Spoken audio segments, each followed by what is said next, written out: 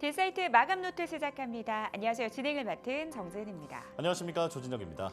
드디어 내일 대장주 삼성전자의 3분기 잠정 실적이 공개가 됩니다. 일단 시장의 눈높이 자체는 상당히 낮아진 상황이죠.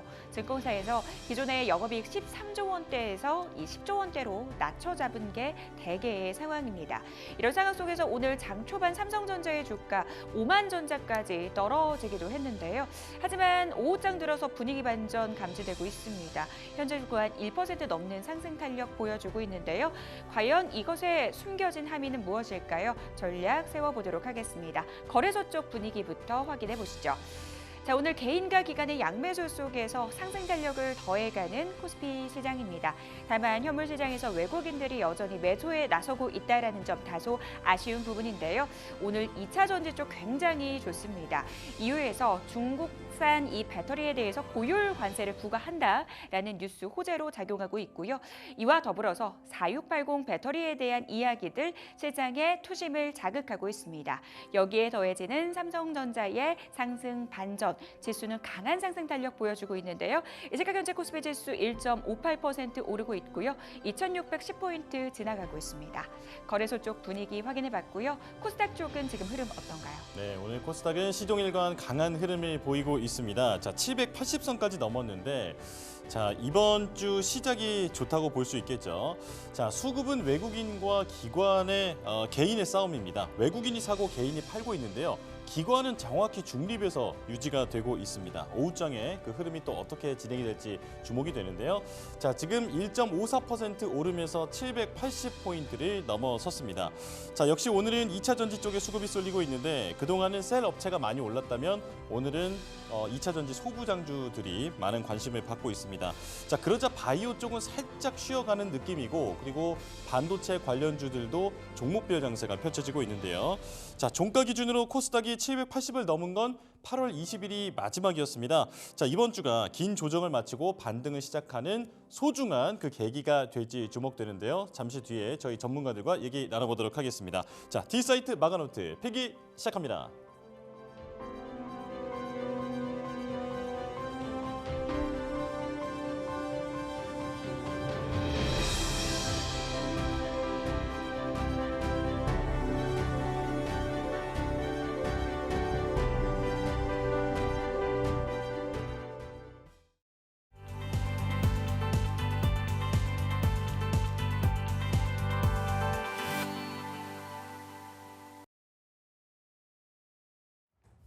이슈노트 함께 하시죠. 시장을 관통하는 이슈 점검하고요. 전략 세워보는 시간입니다. 독립리서치 P&J 손창현 팀장 함께합니다. 어서 오세요. 네, 안녕하십니까. 네, 한 주를 출발하는 월요일입니다. 오늘 시장 어떤 주제가 있을지 화면으로 확인해 보시죠. K뱅크 IPO 재도전, 몸값 5조 넘길 수 있을까요? 전략 세워봅니다. 현대차가 웨이모와 동맹을 맺었습니다. 어떤 효과를 낳을 수 있을지 전략 세워보고요. LG엔솔 4680 배터리 양산 국내 수혜주 찾아보도록 하겠습니다. 오늘도 시장 이야기 나눠보도록 하겠습니다. 자, 섹터 이야기 들어가기에 앞서서 시장 질문부터 드리고 갈게요. 오늘 양대 지수 강한 상승 탄력 보여주고 있습니다. 특히 코스피 시장이 장 초반 대비해서 더 강한 흐름 보이고 있거든요. 네. 장 초반에 삼전이 굉장히 안 좋았는데 또 오후장 들어서 상승 반전하고 있는데 이 흐름을 우리가 어떻게 해석해 볼 수 있을까요? 아무래도 내일 삼성전자 3분기 잠정 실적이 나오잖아요. 네. 거기에 이제 기대를 좀 하시는 투자자들이 많지 않을까라는 생각이 듭니다. 왜 그러냐면 장 초반만 해도 삼성전자를 비롯한 반도체 소부장 관련주들이 그렇게 시세가 좋지 않았거든요. 하지만 오후 들어서 전반적으로 수급 자체도 좀 좋아지고 있는 모습이고, 특히나 오늘 기관이 코스피 쪽에서 한 1,600억 매수를 하고 있다는 거는 의미가 있다라고 말씀드릴 수 있을 것 같고, 외국인도 뭐 5천억 정도 선물해서 매수를 하고 있다라는 것도 뭐 의미 있게 좀 볼 수 있을 거라고 보고 있어서 내일 삼성전자가 실적이 얼마만큼 나올 수 있을지 모르겠지만 이미 실적에 대한 기준선은 상당히 많이 떨어진 상황이기 때문에 그 되레 좀 좋게 나오면 시장은 더 반응을 크게 할 가능성이 높지 않겠느냐라고 보고 있어서 일단 삼성전자 잠정 실적에 대한 거를 눈여겨보시면 좋을 것 같고, 그리고 시장 자체도 좀 우호적으로 좀 전환이 되고 있다라고 보고 있어서 좀 긍정적인 시그널이 더 많아지고 있는 시장 흐름이다라고 보시면 좋을 것 같습니다. 오늘 한 주의 출발부터 그래도 기분 좋은 포인트를 잡아주셨습니다. 시장에 우호적인 환경 조성되고 있다. 삼성전자의 3분기 실적 눈높이 자체가 워낙 낮아져 있기 때문에 오히려 기대를 뛰어넘는 실적이 나온다면 분위기 반전 카드가 될 수 있겠다라고 말씀 주셨습니다. 현재 구간 삼성전자의 주가 1%대 강한 상승 탄력 보여주고 있습니다. 자, 섹터 이야기로 가보도록 할게요. 올 하반기 IPO 시장의 최대여 K뱅크가 주중에 수요 예측에 나섭니다. K뱅크가 시장 대비에 나서는 거 사실 처음이 아니잖아요. 네. IPO 재수생이죠? 그렇죠. 만약에 이번에 IPO를 진행을 한다라고 해서 통과가 되면 네. 상당히 좀 긍정적인 효과는 이어질 가능성이 높을 것 같은데, 인터넷 은행 사업 자체가 크게 이제 변모가 될 수 있다라는 것도 눈여겨 보셔야 될 것 같아서 일단 좀 의미 있게 좀 보셔야 되지 않을까. 근데 그나마 좀 기대가 되고 있는 건 뭐냐면 실적 관련된 부분이 가장 큰 것 같습니다. 올해 상반기 K뱅크 실적이 당기 순이익으로 봤을 때 854억이 나왔어요. 이게 반기 기준으로 역대 최대 실성을 달성을 했다라는 게 이제 의미가 있다라고 좀 볼 수 있을 것 같고, 이게 2022년 기록을 했었던 실적이 단기 순이익이 836억이었습니다. 근데 2분기 만에 지금 거의 다 달성을 했다라는 것도 눈여겨 보셔야 될 것 같고, 그래서 일단 순이익 자체가 높아졌다라는 것도 눈여겨 보셔야 될 것 같고, 그리고 올해 상반기 말 고객 자체도 고객 수도 상당히 많이 늘어나서 1,147만 명까지 높아졌다라고 보고 있습니다. 그래서 이게 이 수준이 그대로 좀 이어진다라고 하면 일단 1등이 카카오뱅크거든요. 네. 카카오뱅크가 한 2,400만 정도 된다라고 하더라고요. 그리고 2등을 놓고 이제 토스와 K뱅크가 계속적으로 싸우고 있는 상황인 것 같습니다. 그래서 만약에 이번에 이 부분들이 IPO가 통과가 되면 이제 K뱅크 쪽에서는 조금 더 이 상승 여력이 좀 남아 있다라고 볼 수 있을 것 같아요. 근데 우려할 상황도 여전히 남아져 있는 게 사실입니다. 일단 2023년 말 기준으로 봤을 때 네. 그 예치금 비중의 업비트 비중이 높다라는 것도 좀 우려할 부분이고요.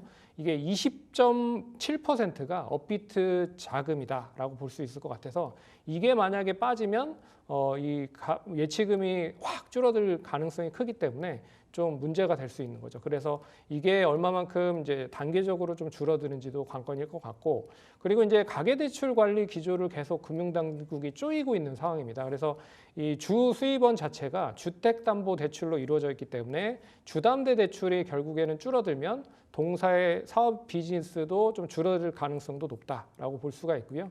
그리고 LCR 비중 관련돼서도 네. 이게 LCR 비중이 금융위기의 비상 상황에서 은행이 최소한 30일 동안 이제 예금 유출에 대비해서 고유 유동성을 자산을 얼마나 보유하고 있는지에 대한 비율인데, 이게 상반기 기준으로 봤을 때 K뱅크가 184.67%입니다. 근데 K뱅크 말고 카카오뱅크와 토스뱅크를 보면 네. 600%, 700%가 높기 때문에 그런 상황으로 봤을 때 K뱅크 관련돼서 이 부분도 얼마만큼 빨리 좀 높이는 자가 관건일 것 같다. 그래서 IPO가 진행이 돼서 만약에 30일 날 상장이 된다라고 하면 일단 이 인터넷 은행 자체로서의 사업 본연에 대한 부분은 긍정적이다. 하지만 이런 앞에서 얘기해드렸던 것도 좀 추적을 해봐야 될 필요가 있지 않을까라고 말씀드려야 될 것 같습니다.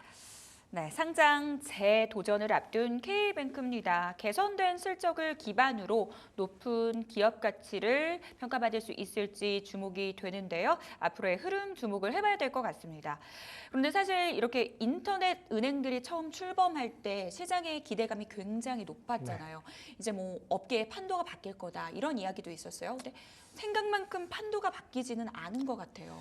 이게 일단 인터넷 은행 시장이 본격 성장을 할 수 있을지에 대한 부분을 계속 의문으로 생각을 하고 계신 분들이 많아요. 네. 가장 큰 이유가 제가 봤을 땐 그거 같습니다. 기존 은행과의 차별점이 뭐가 있느냐라고 봤을 때는 그렇게 뭐 차별점이 없는 것 같아요. 그래서 이 인터넷 은행을 처음에 시작을 했을 때 카카오뱅크도 그렇고 토스도 그렇고 K뱅크도 그렇고 공격적인 투자로 진행을 했었거든요. 그래서 수수료 면제라든지 금리를 좀 다른 쪽 은행들보다 높게 쳐주는 그런 전략을 이 상황을 좀 전개를 했는데 이게 이제 추가적으로 이어지지 못한 상황이고요. 그리고 일반 은행들도 지금 지점을 엄청나게 많이 줄이고 있는 상황입니다. 그러면 비용적인 측면이 줄어들면서 인터넷 쪽의 사업적인 부분으로 푸시를 할 가능성이 높다는 거죠. 그러면 인터넷 은행과 일반 은행과의 차별점이 크지 않다라고 볼 수 있을 것 같아서 이게 이제 얼마만큼 크게 좀 작용이 되는지가 관건일 것 같다라고 볼 수 있을 것 같고요. 이게 결국에는 수익 모델로 이제 한계가 좀 되어 있는 것 같아요. 그래서 인터넷을 기반으로 하고 있는 업체와 일반 은행들에 대한 수익 모델이 얼마만큼 이제 확대가 되는지. 그래서 지금은 이제 어떻게 보면 여신 수신으로만 이어질 수 있는 상황이거든요. 네. 그래서 은행이 결국에는 고객에게 빌려준 돈에 대한 수익을 받는지 아니면 은행이 고객에게 받은 예금에 대한 부분에 수익으로 받아지고 있는 상황이라 여수심 관련된 부분에 대한 부분도 좀 타개를 해야 될 부분이라고 볼 수 있을 것 같고 네. 그런 점에서 인터넷 은행 자체는 앞으로 좀 커지기 위해서는 여러 가지 규제라든지 일반 은행과의 차별점을 좀 앞서야 되지 않을까라고 말해야 될 것 같습니다. 인터넷 은행이 우리나라 시장에서 본격적으로 성장을 하려면 아직까지는 넘어야 할 산이 많은 것 같습니다. 기존 은행과의 차별점 어떻게 타개할 것인지 이 부분 주안점으로 두고 지켜봐야 될 것 같은데요. 자, 그러면 이제 투자의 관점에서 좀 지켜보도록 하겠습니다. 사실 인터넷 은행주 하면은 기존에 상장되어 있는 카카오뱅크 있고요. 이제 상장을 하게 되면 이 K뱅크가 있을 텐데 K뱅크랑 카카오뱅크랑 둘 중에서 꼽아보자면 어느 쪽이 더 좋아 보이세요? 뭐 제가 봤을 때는 카카오뱅크가 그나마 아직은 업계도 1위고 카카오 네. 플랫폼이라고 하는 게 있잖아요. 그 카카오 플랫폼을 바탕으로 사업을 안정적으로 진행을 할 수 있는 게 가장 큰 매력이다라고 볼 수 있을 것 같습니다. 그리고 실적적인 측면도 상당히 좋아요. 그런 점에서 카카오뱅크가 업계 1위이기도 하고 카카오 플랫폼에 대한 그런 역량을 계속 집중을 한다라고 하면 앞으로도 뭐 수익성에 대한 부분은 이 K뱅크보다는 좀 앞설 가능성이 높다라고 말씀드릴 수 있을 것 같고 또 카카오뱅크의 2대 주주가가 한국금융지주입니다. 그래서 한국금융지주 증권사에 대한 지분도 보유를 하고 있기 때문에 증권에 대한 사업도 영위를 할 수 있다라는 거죠. 그래서 뭐 최근에 토큰 증권이라든지 여러 가지 증권 사업에 대한 부분도 연계를 한다라고 하면 또 어떻게 보면 인터넷 은행의 새로운 모델로 제시가 될 수 있다라는 것도 눈여겨보셔야 될 것 같습니다. 카카오라는 플랫폼이 주는 힘, 아직까지는 카카오뱅크가 상대적인 우위를 점하고 있다라고 말씀 주셨는데요. 인터넷 은행 섹터의 전략까지 들어봤습니다. 자, 현대차 이슈 넘어가 보도록 하겠습니다. 오늘 현대차의 주가가 굉장히 좋습니다. 구글 웨이모와의 협업 소식 호재로 작용하고 있고요. 이와 더불어서 인도 IPO에 대한 기대감도 함께 더해지고 있습니다. 오늘의 상승은 어느 쪽의 효과로 좀 봐야 될까요? 일단 현대차가 자율주행 웨이모와 손을 잡았다라는 것 자체가 좀 네. 의미가 있다라고 볼 수 있을 것 같습니다. 오. 원래 그 웨이모가 일부 중국 업체와 어떻게 보면 자동차를 전략적으로 제휴를 해서 차량을 공급받으려고 준비를 했었는데 네. 미중 무역 갈등으로 인해서 이게 어떻게 보면 좀 이 규제가 확대가 되면서 그 계약이 좀 무산이 된 상황이죠. 그래서 그 부분을 결국엔 현대차가 좀 잘 이끌어서 전략적인 제휴 파트너십을 이끌었다라고 볼 수 있을 것 같아요. 그래서 웨이모의 어떻게 보면 6세대 완전 자율주행 관련된 기술이죠. 웨이모 드라이브를 이제 현대차 아이오닉 5에 적용을 하면서 결국엔 자율주행 택시 쪽에 대한 서비스도 웨이모 1이라고 하는 그런 부분을 추진할 가능성이 높다라고 볼 수 있을 것 같고요. 그런 부분에서 뭐 현대차 그룹도 이미 자율주행 관련돼서 사업을 진행을 하고 있었던 사업이 있었거든요. 뭐 포티투낫이라고 하는 이런 업체를 2019년부터 이제 지분을 좀 인수를 하면서 결국엔 자율주행 관련된 서비스도 진행을 하려고 준비를 했지만 여기에 버금가는 또 미국에 진출을 하는 그런 웨이모와의 전략적인 제휴를 통해서 미국에 조금 더 집중을 하는 그런 역할을 좀 하고 있다라고 보시면 될 것 같고 그리고 뭐 현대오토에버도 자율주행 관련된 플랫폼을 개발하고 있는 상황이잖아요. 그래서 자체적인 플랫폼과 자율주행에 대한 부분은 지속적으로 하면서 미국에 좀 집중을 하는 그런 전략을 세운 게 아닌가라는 생각으로 보셔야 될 것 같습니다. 웨이모와의 협력을 통해서 주가 반등의 시작점이 될 수 있을지 시장의 관심이 모아지고 있는 현재 상황입니다. 네, 앞서서 팀장님도 말씀을 해주셨지만 사실 현대차가 기존의 자율주행 자차 기술을 갖고 있고 굉장히 열심히 개발 중이었거든요. 근데 굳이 웨이모랑 왜 전략적 제휴를 맺었는지 이것도 좀 궁금하거든요. 예, 이게 앞에서 잠깐 얘기해드렸지만 네. 뭐 이 중국 정부에서의 이제 이 미중 무역 갈등에 대한 반사이익을 현대차가 고스란히 받고 있다라고 생각을 하시면 될 것 같고요. 또 이제 테슬라가 결국에는 10월 10일 날 로보택시를 출시를 한 이후에 이 중국 시장에 진출을 본격적으로 단행을 하려고 준비를 하고 있는 상황입니다. 왜 그러냐면 중국 인구 관련돼서도 뭐 시장성이 상당히 우호적이라고 볼 수 있을 것 같고, 그리고 정부에서도 다양한 사업을 진행을 하는 데 있어서 용이한 환경을 좀 이 테슬라 쪽에 공급을 하고 있는 상황이기 때문에 이 테슬라가 결국에는 중국 쪽에 강하게 좀 드라이브를 걸려고 준비를 하고 있다라는 거가 좀 시발점이 된 것 같고, 그런 점에서 국내 이제 현대차는 미국 쪽에 좀 집중을 하는 게 아닌가라는 생각이 들어요. 그래서 뭐 결국 아시다시피 이제 웨이모 자체가 구글에서 분사를 해서 만든 그런 업체입니다. 그래서 이 구글 쪽 관련돼서에 대한 이런 여러 가지 뭐 사업적인 부분에 대한 거를 뒷받침을 받을 수 있기 때문에 미국의 자율주행을 어떻게 보면 집중을 한다라는 부분으로 보실 수 있을 것 같고요.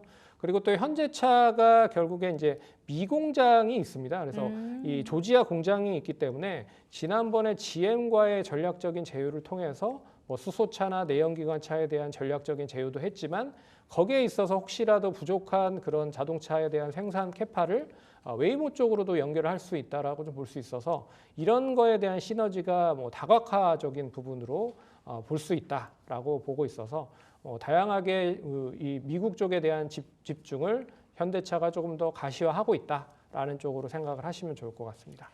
중국 업체들의 악재는 국내 업체들의 호재로 작용하는 경우가 많습니다. 이번 케이스도 그런 케이스라고 볼 수 있을 것 같은데요. 일단 웨이모와의 협업을 통해서 미국 시장 공략에 박차를 가하고 있는 현대차의 흐름에 대해서 또 짚어봤습니다.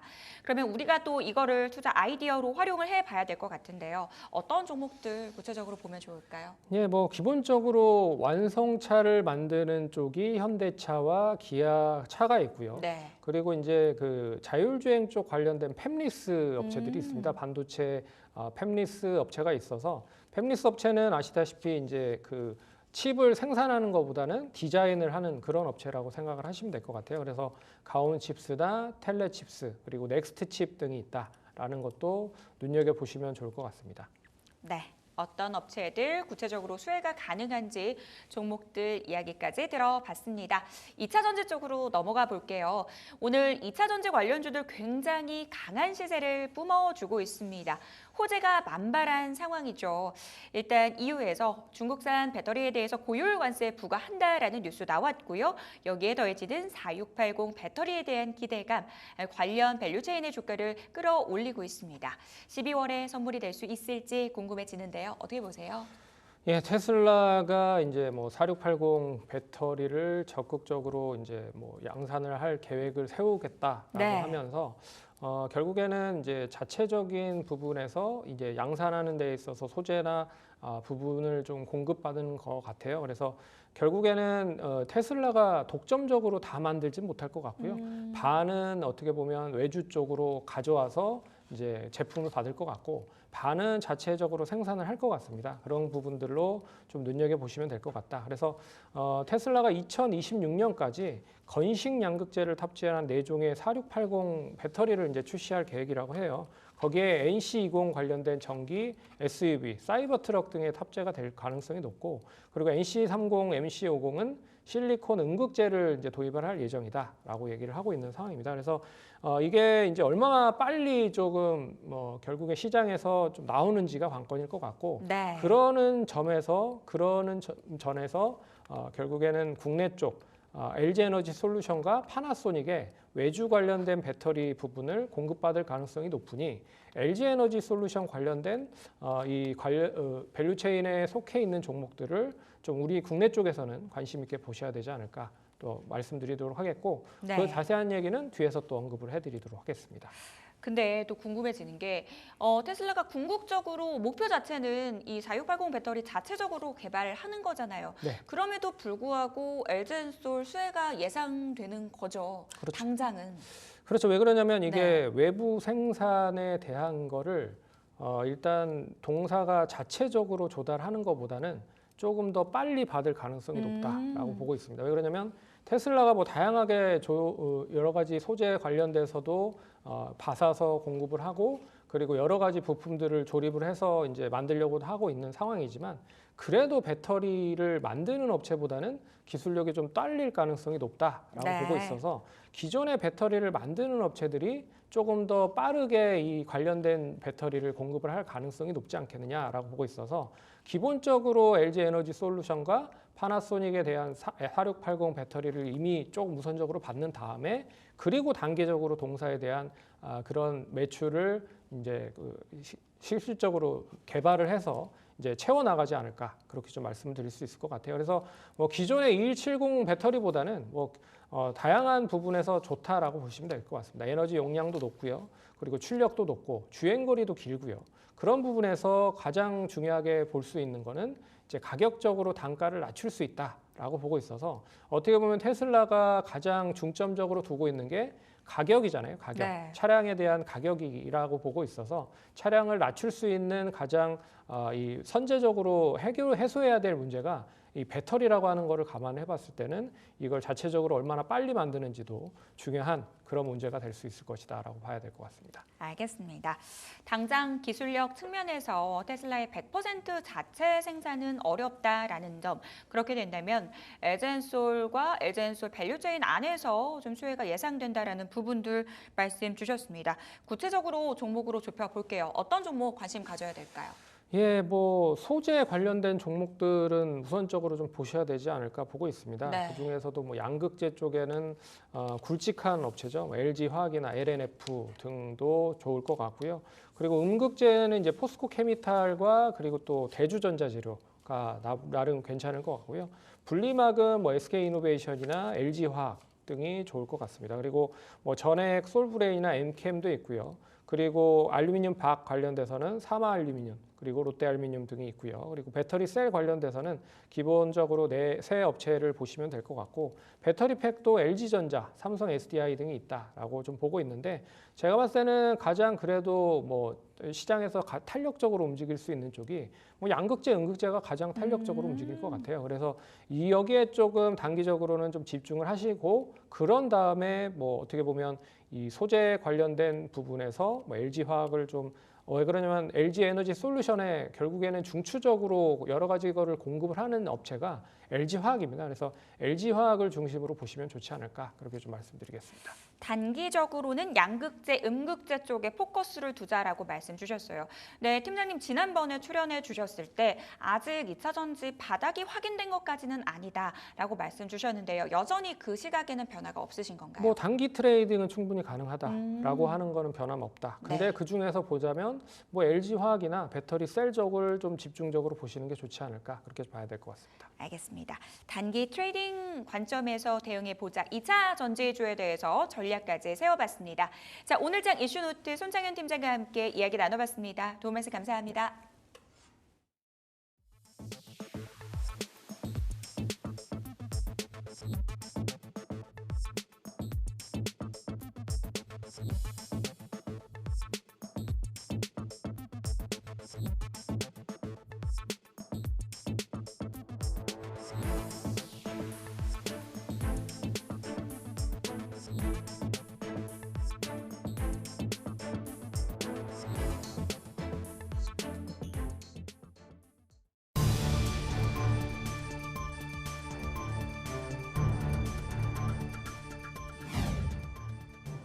(10월 7일) 이 시각 주요 뉴스입니다.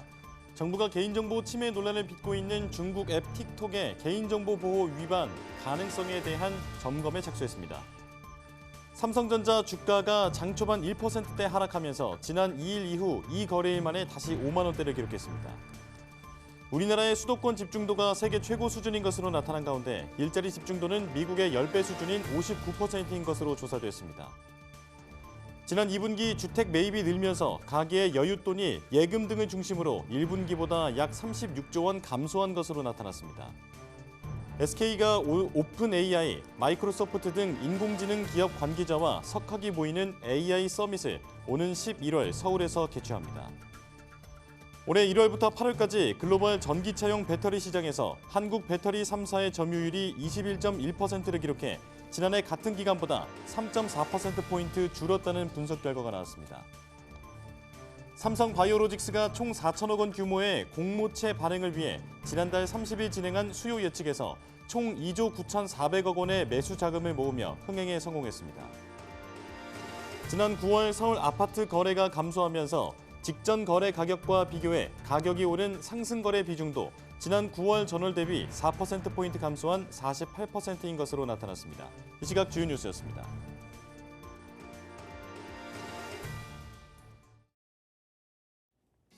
앵커가 직접 고른 리포트를 살펴보는 시간입니다. 오늘도 두 가지 종목의 리포트를 살펴보고 주가까지 한번 살펴볼 텐데요. 자, 첫 번째 리포트 열어보겠습니다. 자, DB금융투자의 리포트입니다. 한국콜마. 자, 목표가는 9만 원이고 상향 의견이 나왔습니다. 세 가지 투자 포인트를 살펴보면 호실적이 계속되고 있다. 그리고 해외 법인도 순항 중이고 자회사까지 힘을 보태고 있는 상황이다. 이렇게 정리할 수 있겠습니다. 자, 하나씩 살펴볼게요. 자, 첫 번째, 3분기 연결 매출은 6,500억 원 정도 되는데 이게 전년 동기 대비로 보면 25% 정도 오른 수치고요. 그리고 영업이익은 597억 원이다. 자, 이것도 전년 동기 대비로 보면 거의 2배가량 오른 상황입니다. 자, 시장 기대치가 560억 원이었기 때문에 이걸 훌쩍 상회하는 실적이 기대된다라고 볼 수 있고요. 자, 지난해 동기에는 ERP 시스템 교체 때문에 큰 폭의 어닝 쇼크가 발생했었는데 그것의 기저 효과가 이번 분기에 나타나면서 3분기 한국 법인의 매출 증가율이 53%에 달할 것으로 전망된다라고 적었습니다. 자, 3분기 2,800억 원 이상의 매출을 달성하면서 생산 효율이 향상되고 그리고 비수기임에도 영업이익률이 12%까지 상승할 것으로 보인다. 자, 그래서 큰 폭의 이익 증가가 기대된다라고 지금 첫 번째 단락에선 쓰고 있고요. 자, 그리고 해외 법인도 순항 중이다. 이건 중국 법인의 매출이 10% 증가했을 것으로 일단 보이고요. 북미 시장이 미국과 캐나다 쪽의 분위기가 좀 다른데 미국은 30% 늘었는데 캐나다 시장은 18% 정도 빠질 것으로 보고 있습니다. 자, 미국 법인을 중심으로 매출 고성장은 지속되고 있는데 캐나다 쪽에서는 지금 주 고객사의 물량 회복이 더딘 상황이다. 이렇게 보고 있습니다. 자, 하지만 전체적으로 봤을 때 해외 법인도 방향은 좀 오른쪽으로 가고 있다. 이렇게 보고 있는 것 같고요. 자, 그리고 마지막으로 자회사에 대한 얘기도 나와 있습니다. 자, 포장용기 제조업체인 연우가 상반기에 흑자 전환에 성공했죠. 그리고 HK 이노에는 3분기에만 270억 원 이상의 영업이익을 기록할 것으로 전망됩니다. 자, 앞서 짚어봤던 대로 해외 법인이 순항 중이긴 하지만 뚜렷한 어떤 성과가 나타나지 않고 있는 상황에서 HK 이노엔의 이런 성과가 그 주가의 바닥을 받쳐줄 것이다 라고 지금 분석을 하고 있는데요. 자, 이렇게 세 가지 포인트 살펴봤고 오늘의 주가 흐름 살펴보겠습니다. 자, 한국콜마. 자, 지금 보면 1.99% 상승하고 있는데 자, 들썩들썩하지만 그래도 오후 들어서는 우상향으로 방향을 확실히 잡은 모습입니다. 자, 첫 번째 리포트 살펴봤고요. 이제 두 번째 내용으로 넘어가겠습니다. 자, 이번엔 IM증권의 리포트고요. 기아에 대한 내용입니다. 목표가는 16만 원으로 유지 의견이 나왔습니다. 자, 세 가지 투자 포인트. 살짝 아쉽지만 3분기에 예상치에 부합할 것 같다. 자, 그리고 EV3와 함께 달려보는 하반기. 저평가 구간이고 주주 환원의 확대 가능성이 남아있다. 자, 세 가지 포인트 하나씩 살펴볼게요. 자, 첫 번째, 3분기 매출이 26조 원으로 YOY로 보면 1.8% 증가할 것으로 보고 있고요. 그리고 영업이익은 3조 1천억 원인데 이것도 YOY로 보면 8.9% 늘 것으로 보고 있습니다. 자, 그런데 시장 기대치가 26조 6천억 그리고 영업이익이 3조 2천억 원이었거든요. 그래서 이 시장 기대치보다는 소폭 하회하긴 했지만 그래도 이 정도는 어떤 기대치의 전망에 부합한다라고 볼 수 있을 것 같습니다. 자, 물량이 감소하고 인센티브가 상승하고 그리고 재료비 절감 효과가 축소하는 여러 가지 좀 부정적인 요소가 있는데 이게 지금 3분기에 반영이 될 것으로 보고 있고 하지만 반대로 우호적인 환율 그리고 믹스 개선은 앞으로 주가가 오를 수 있는 긍정적 개선 요소라고 보고 있습니다. 자, 두 번째 보겠습니다. 자, 3분기부터는 EV3 저가 전기차죠. 이 차량의 판매가 시작됐습니다. 자, 하반기의 목표는 국내는 18,000대 그리고 유럽 시장은 10,000대 정도 되는데요. 자, 유럽 전기차 시장이 다들 아시는 대로 좀 역성장이 우려되고 있는 상황입니다. 자, 하지만 그래도 환경 규제 강화 또 그리고 보조금을 다시 줄 수도 있다라고 하는 그런 보조금 강화 흐름을 감안하면 앞으로의 전망은 나쁘지 않을 것 같다라고 리포트에 나와 있고요. 자, 고정비 부담은 커지고 전기차 가격도 내려갔는데 수익성은 그대로 유지할 수 있을지가 지금 기아의 가장 큰 관건이다 이렇게 보고 있습니다. 자, 하지만 그래도 초기에 부담은 좀 있어도 배터리 관련 재료비가 급락했고 그리고 미국의 EV9 판매가 이제 시작되면서 이제 다양한 라인업이 나오겠죠. 그렇게 되면서 믹스는 조금 긍정적인 방향으로 바뀔 것 같다. 이렇게 분석하고 있습니다. 자, 그리고 마지막 세 번째 보겠습니다. 지금 주가가 저평가 구간에 있고 그리고 주주 환원의 확대 가능성까지 언급하고 있는데요. 자, 글로벌 자동차 업계의 피크아웃 우려 때문에 지금 기아는 고점 대비 24% 정도 주가가 빠진 상황입니다. 자, 현재 12개월 포워드 PR을 보면 3.8배인데 이게 피어 그룹이 6.3배거든요. 6.3배에서 10% 정도를 할인한 멀티플을 그동안 어떤 목표로 봤었는데 자, 그런 수준으로 봤을 때는 지금의 이 주가가 저평가다라고 보고 있는 겁니다. 자, 그런데 피어 그룹과는 달리 중국 쪽의 익스포저가 낮고 그리고 포트폴리오도 균형 잡히게 보유하고 있기 때문에 10% 할인도 하지 않고 그냥 피어 그룹의 멀티플을 목표로 설정했다라고 보고 있습니다. 자, 게다가 4분기의 밸류업 공시 시점에 맞춰서 주주 환원 규모가 확대될 가능성까지 언급하고 있는데요. 만약에 그렇게 이루어진다면 이 이벤트가 주가 하방을 다져주는 재료로 쓰이게 되고 그래서 지금이 장기적으로 보면 저가 매수의 기회로 볼 수 있다 이렇게 분석하고 있습니다. 자, 기아의 오늘 주가 흐름도 살펴보겠습니다. 자, 지금 외국인과 기관이 동반 매도를 하고 있는 상황에서 개인이 이걸 모두 받고 있습니다. 2% 넘게 상승하면서 기아도 단단한 흐름을 보여주고 있습니다. 자, 이렇게 두 가지 종목에 대한 리포트 살펴봤고요. 이어서 손창현 팀장이 골라온 리포트도 만나보도록 하겠습니다.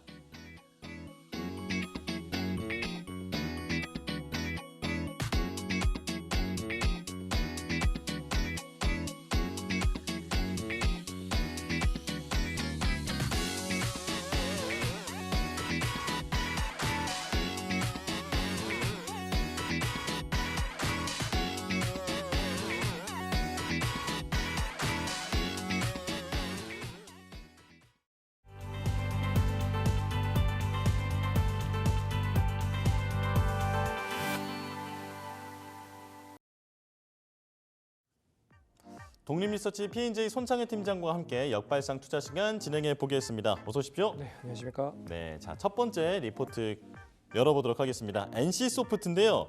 자, 한국투자증권의 리포트고 투자 의견은 중립 그리고 목표가는 제시하지 않았습니다. 자, 매출이 반등했지만 추정치는 좀 하향 전망이 나오고 있고 이건 이제 비용 영향인 것 같다. 자, 그리고 단기적인 모멘텀은 있지만 아직은 보수적인 시각을 유지한다. 그리고 스루넨 리버티 이 게임의 글로벌 성과에 따라서 변동성이 예상이 되고 출시 준비작이 시대의 변화를 반영하는 그런 이제 여부를 확인할 필요가 있다라고 좀 분석을 하고 있습니다. 자, 지금 중국발 훈풍이 전방위적으로 좀 기대가 되는 상황에서 뭔가 좀 조용하다, 잘 안 오르는 것 같다라고 생각되는 분야가 바로 게임이 아닐까 싶은데요. 자, 게임주 지금 업황 한번 분석해 주실까요? 예, 게임주가 가장 수혜를 못 받고 있는 게 이제 판호 관련돼서 억제를 좀 받고 있다라는 게 가장 큰 이유인 것 같아요. 그래서 네. 중국에 이제 판호를 받아야 결국에는 중국 게임 시장에 결국에는 이제 런칭을 할 수가 있다. 이제 하고 있는데 이제 계속적으로 이제 한알령으로 이게 제한이 되어 있었던 거죠. 그래서 이게 결국엔 중국 경기 부양으로 소비를 많이 증식을 시키기 위해서는 한국 게임 관련된 판호도 이제 해제가 될 가능성이 높지 않겠느냐라고 보고 있어서 이 판호 해제가 기대감이 좀 이어질 수 있다고 보고 있고요. 그리고 이제 게임 사업 자체가 여러 가지 사업과의 연계성이 좀 되고 있다라는 것도 눈여겨 보셔야 될 것 같습니다. 뭐 7개의 대죄라고 하는 그런 그 넷마블에서 나온 게임 자체가 애니메이션을 기반으로 해서 게임까지 나왔다라고 하는 것도 볼 수가 있을 것 같고, 거기에 웹툰도 기반이 되고 있는 상황이죠. 그래서 웹툰 관련된 것도 눈여겨 보셔야 될 그런 사업이 비즈니스 모델이 됐고요. 그래서 동사는 이제 다양한 리니지 시리즈가 있다. 그래서 리니지 IP를 가지고 다양하게 사업으로 좀 접목을 하고 있는 상황입니다. 거기에 이제 뭐 게임 굿즈까지 사업을 좀 확대를 하고 있는 상황이기 때문에 여러 가지 뭐 OSMU라고 해서 원소스 멀티 유저라고 해서 하나의 IP를 가지고 다양한 사업에 결국에는 진행을 할 수 있는 사업 자체가 게임 사업이 가장 크지 않겠느냐라고 보고 있어서 게임 산업이 중국 관련된 기대감도 있지만 자체적인 그 내실을 좀 강화하는 그런 부분에서도 좀 눈여겨 보셔야 될 필요가 있지 않을까라고 보고 있어서 관심 있게 볼 수 있는 업종이다라고 봐야 될 것 같습니다. 네, 중국의 시장 개방이 지금 가장 중요한 요소다 이렇게 말씀해 주셨는데요. 자, 그렇다면 리포트 내용 이제 자세히 들어보도록 하겠습니다. 예, 한국투자증권에서 나왔고요. 예, 목표가는 이제 중립 제시를 했고 목표가는 제시를 하진 않았습니다. 23년 11월 28일 날에 이제 매수 보고서를 봤을 때는 목표가가 30만 원이었기 때문에 그걸 참고하시면 될 것 같고요. 네. 제목은 24년 3분기 단기 모멘텀은 존재하지만 이라고 제목을 쓰고 있습니다. 그래서 첫 번째 보시면 매출 반등에도 비용 증가로 컨센서스 하회가 전망이 된다. 그래서 3분기 매출액은 3,906억 그리고 영업 손실이 96억 적자를 기록할 가능성이 높다. 근데 영업이익 관련돼서는 135억으로 하회를 할 가능성이 높다라고 얘기를 하고 있습니다. 사업적인 부분으로 보시면 모바일 게임 관련돼서는 매출액이 2,465억으로 이 전분기 대비에는 증가를 할 가능성이 높다. 여기에 대한 특수는 리니지 M 신규 서버에 대한 확장이 3분기 매출로 고스란히 반영이 될 가능성이 높다라고 보고 있고요. 하지만 영업비용적인 측면에서는 영업비용 4,002억을 기록을 할 것이다. 그래서 이 비용 자체가 증가를 하기 때문에 결국에는 실적에 있어서는 별로 좋지 않을 것이다라고 얘기를 하고 있는 것 같습니다. 특히나 리니지 M과 이제 호연, 신작 호연과 리니지 W 관련돼서 마케팅비가 많이 늘어나고 있다라는 거, 그리고 3분기 마케팅비가 434억까지 늘어날 수 있다라고 보고 있습니다. 두 번째는 이제 단기 모멘텀은 존재하지만 아직은 보수적인 시각이 봐야 된다라고 얘기를 하고 있고요. 예. TL 글로벌이 그나마 현재 스팀에서 20에서 30만까지 동접을 기록을 하고 있는 상황입니다. 그래서 이게 시장의 관심이 어떻게 보면 적었었지만 좋은 성과를 기록을 하고 있다. 그리고 첫 주말에도 불구하고 초기 동접자 수가 30만 명 이상까지도 올라갈 수 있다라는 얘기가 나오고 있어서 좀 긍정적이다라고 보고 있는 것 같습니다. 그리고 내년까지 출시 중인 게임들을 봤을 때 대부분 2020년과 21년을 개발이 시작된 작품들로서 아직까지는 유저들이 원하는 변화에 대한 제대로 반영이 되지 않을 가능성이 높기 때문에 이게 개발 단계에서 어떻게 선제적으로 반영이 되는지도 눈여겨보셔야 될 것 같다. 그렇지 않기 때문에 보수적으로 봐야 된다라고 얘기를 하고 있고요. 세 번째는 이제 변화하는 모습은 확인되고 있다라고 얘기를 하고 있습니다. 그래서 개발 단계에서 변화가 선행될 필요가 있는 만큼 이를 확인하기까지는 보수적으로 봐야 된다라고 얘기를 하고 있는 것 같습니다. 그래서 전반적으로 봤을 때는 TL의 그 의미적인 신작 기대감이 계속 반영이 되고 있다. 근데 다른 개발 관련된 업체, 다른 개발 게임들을 조금 더 눈여겨봐야 될 필요가 있지 않겠느냐라고 보고 있는 것 같습니다. 말 그대로 단기 모멘텀은 있지만 보수적으로 봐야 하는 이유에 대해서 얘기를 하고 있는데 이제 그 중심에 있는 게 스론앤 리버티, 지금 TL이라고 표현하신 그 신작에 대한 어떤 글로벌 성과에 따라서 변동성이 나타난다. 이 부분이 핵심인 것 같습니다. 자, 그렇다면 리포트 바깥의 이야기도 들어볼까요? 이게 최근에 제가 이제 넥슨 게임즈를 한번 얘기를 해드렸는데 네. 이게 연속성이 이어지지 않는다라고 하면 주가가 급락을 하는 것을 보셨을 거예요. 그래서 제가 설명을 했을 때까지만 해도 어느 정도 동접사 수가 유지가 됐었다라는 거를 감안을 해봤는데 이게 이제 동접자 수가 빠지니까 이제 주가 자체에서는 그렇게 썩 좋은 흐름 보이지 못했습니다. 그래서 TL도 마찬가지일 것 같아요. 첫날 접촉자 수가 32만 명까지 늘어났다. 그리고 일주일 동안 20만 명을 계속 유지를 하고 있는 상황이기 때문에 지금은 좋아지고 있는 상황이지만 이게 한 달, 두 달 계속 이어지는지를 먼저 보셔야 될 것 같고요. 하지만 이제 신작 게임에 대한 기대감은 여전히 존재하고 있다라고 볼 수 있을 것 같습니다. 모바일 게임 쪽으로 호연이 이제 출시가 됐고요. 근데 반응은 좀 미온적인 것 같아요. 그리고 리니지 IP 기반으로 한 전화 오브 모나크가 4분기 중에 또 출시할 예정이라고 보고 있어서 신작 게임에 대한 기대감이 조금 중점될 수 있다라고 보셔야 될 것 같고, 그리고 이 동사가 작년부터 시작을 해서 여러 가지 사업과 여러 가지 게임들을 그냥 드롭시키는 경우가 많습니다. 그래서 중지를 시킨 거죠. 돈이 안 되는 쪽은 일단 뭐 추가적으로 계속 돈을 쓰는 것보다는 일단 중지를 시켜서 집중을 좀 하겠다라고 해서 자회사 엔트리브 소프트 같은 경우에는 폐업을 했고요. 그리고 부진한 게임은 트릭스터 M 그리고 야구 시리즈인 H2, H3를 모두 종료를 했습니다. 그렇기 때문에 이 관련된 투자 비용 자체가 줄어들었다. 그리고 IPO 확보를 좀 중점적으로 더 해서 이 미래 성장 동력 발굴 등을 위한 인수 합병을 조금 더 준비를 하려고 준비하고 있는 것 같아요. 그래서 여러 가지에 대한 부분, 이제 들어갈 수 있는 돈을 최소화하고 그리고 나서 인수 합병을 좀 본격적으로 단행하려고 준비를 하고 있는 게 아닌가라고 말씀드릴 수 있을 것 같고, 어떻게 보면 여기서보다 더 안 좋으면 이 야구단 있죠, 야구단. 네. 다이노스도 매각에 대해서도 일단 무시를 하지 못할 것 같습니다. 그래서 그런 것도 좀 눈여겨 보셔야 될 것 같습니다. 예, 몸을 가뿐하게 하는데 좀 집중을 하고 있다 보니까 방금 말씀해주신 대로 이제 NC 다이노스에 대한 어떤 매각 가능성까지도 언급이 되고 있다라고 말씀을 해주셨습니다. 자, 그렇다면 목표가를 여쭤보고 싶은데 여기에는 안 나와 있잖아요. 네. 이전에 30만 원이 나와 있었다고 말씀하셨나요? 네.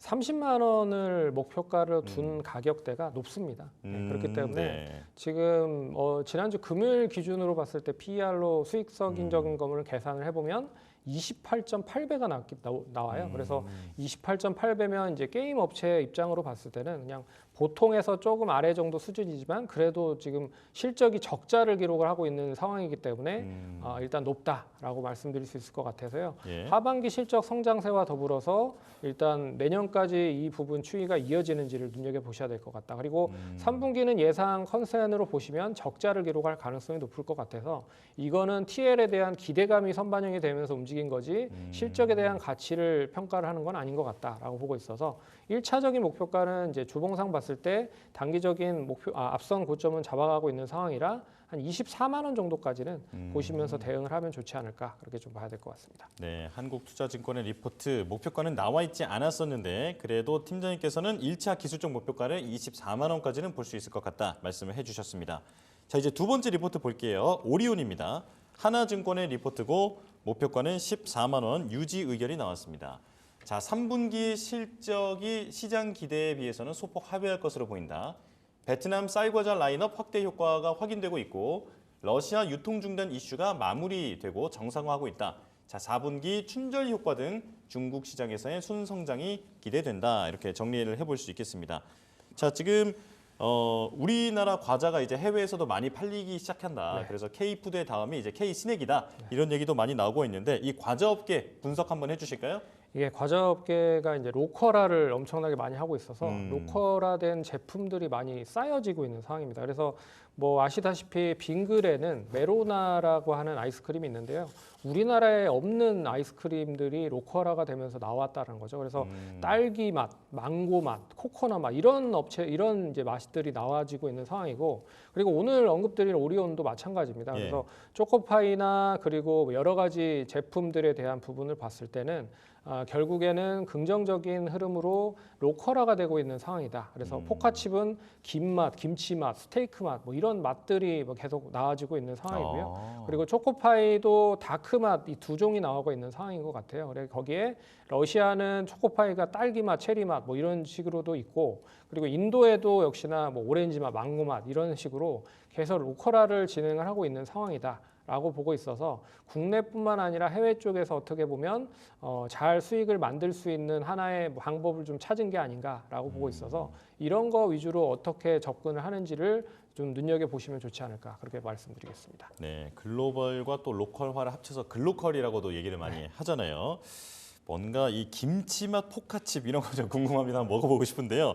자, 이제 리포트 내용 한번 자세히 살펴보도록 할까요? 예, 하나금융에서 이제 리포트가 나왔고요. 목표가는 14만 원 매수 유지를 했고, 그리고 제목을 보시면 3분기에 중국 아직 부진하나 개선 기대감이 유효하다라고 언급을 하고 있습니다.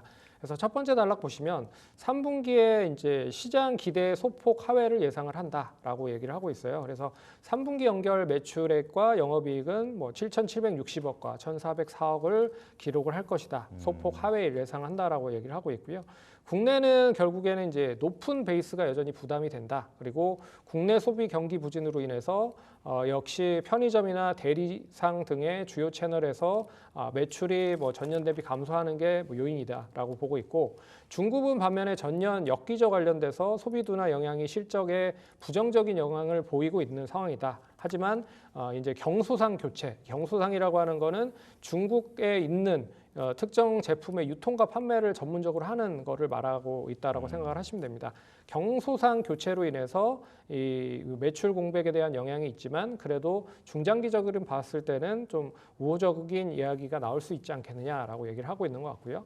베트남은 쌀과자와 라인업 확대와 효과가 주요하고 인도네시아도 역시나 뭐 견조하다. 그리고 러시아는 일부 유통업체에 대한 중단 이슈가 마무리가 되면서 이 8월부터는 정상화될 것이다라고 보고 있습니다. 그래서 두 번째는 4분기 때 중국 순성장이 전망이 된다라고 얘기를 하고 있고요.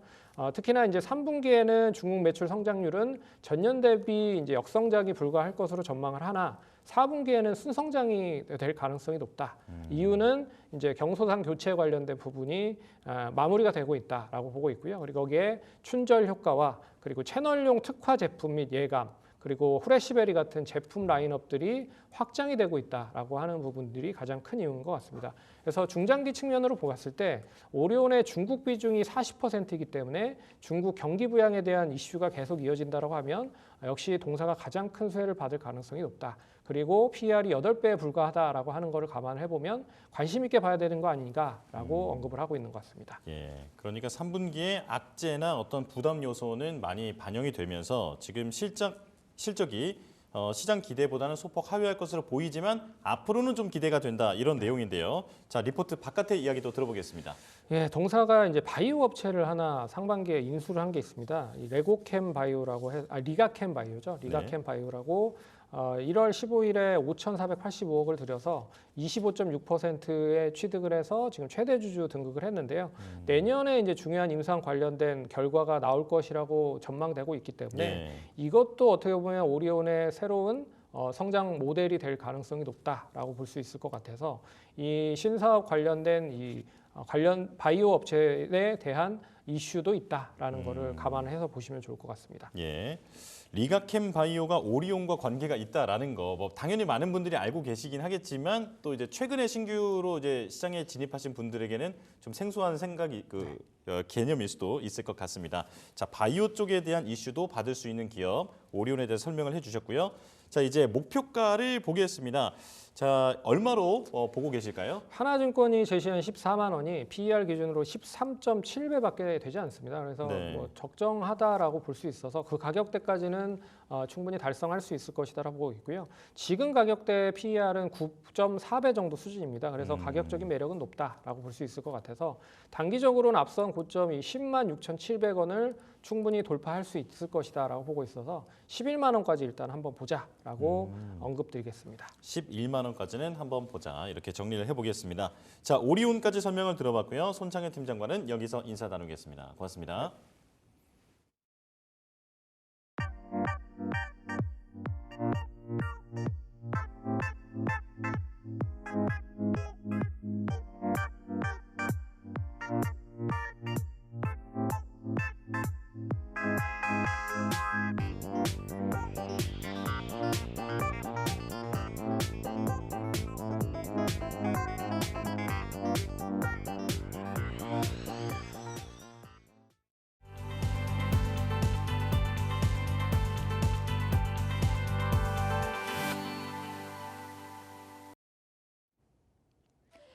수익률 4대 천왕의 종목을 엿볼 수 있는 시간입니다. 수익사와 함께 하시죠. 자, 오늘은 김동석 전문가 연결해서 종목 이야기 나눠볼게요. 전문가님, 안녕하세요. 네, 반갑습니다. 네, 오늘은 어떤 종목 공개해 주실 건가요?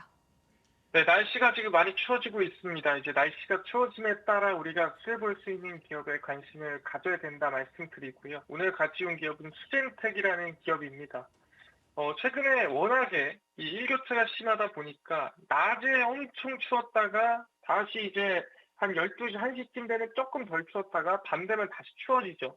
이 최근에 불꽃 축제가 있었는데 정말 언제 우리가 여름이었냐는 듯이 엄청나게 추운 밤을 보낸 걸 알 수가 있습니다. 그런 상황에서 사실 가을은 순간 지나가거든요. 가을이 순간 지나가고 난 다음에 또 겨울이 오게 됩니다. 그러다 보니까 이 겨울이 다가옴에 따라 수혜를 볼 수 있는 기업들은 대부분이 우리가 흔히 얘기하는 제약바에 왜 전염병이 좀 다시 도는 시기가 겨울이다라고 보시면 될 것 같아요.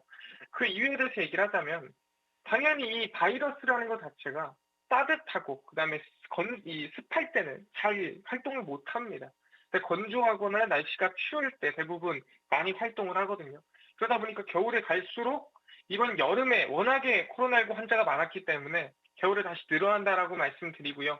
그다음 추가적으로 이 우리가 흔히 알고 있는 게 여름이 엄청 덥고 여름이 엄청 길었다면 그만큼 겨울도 춥다 이런 말이 있습니다.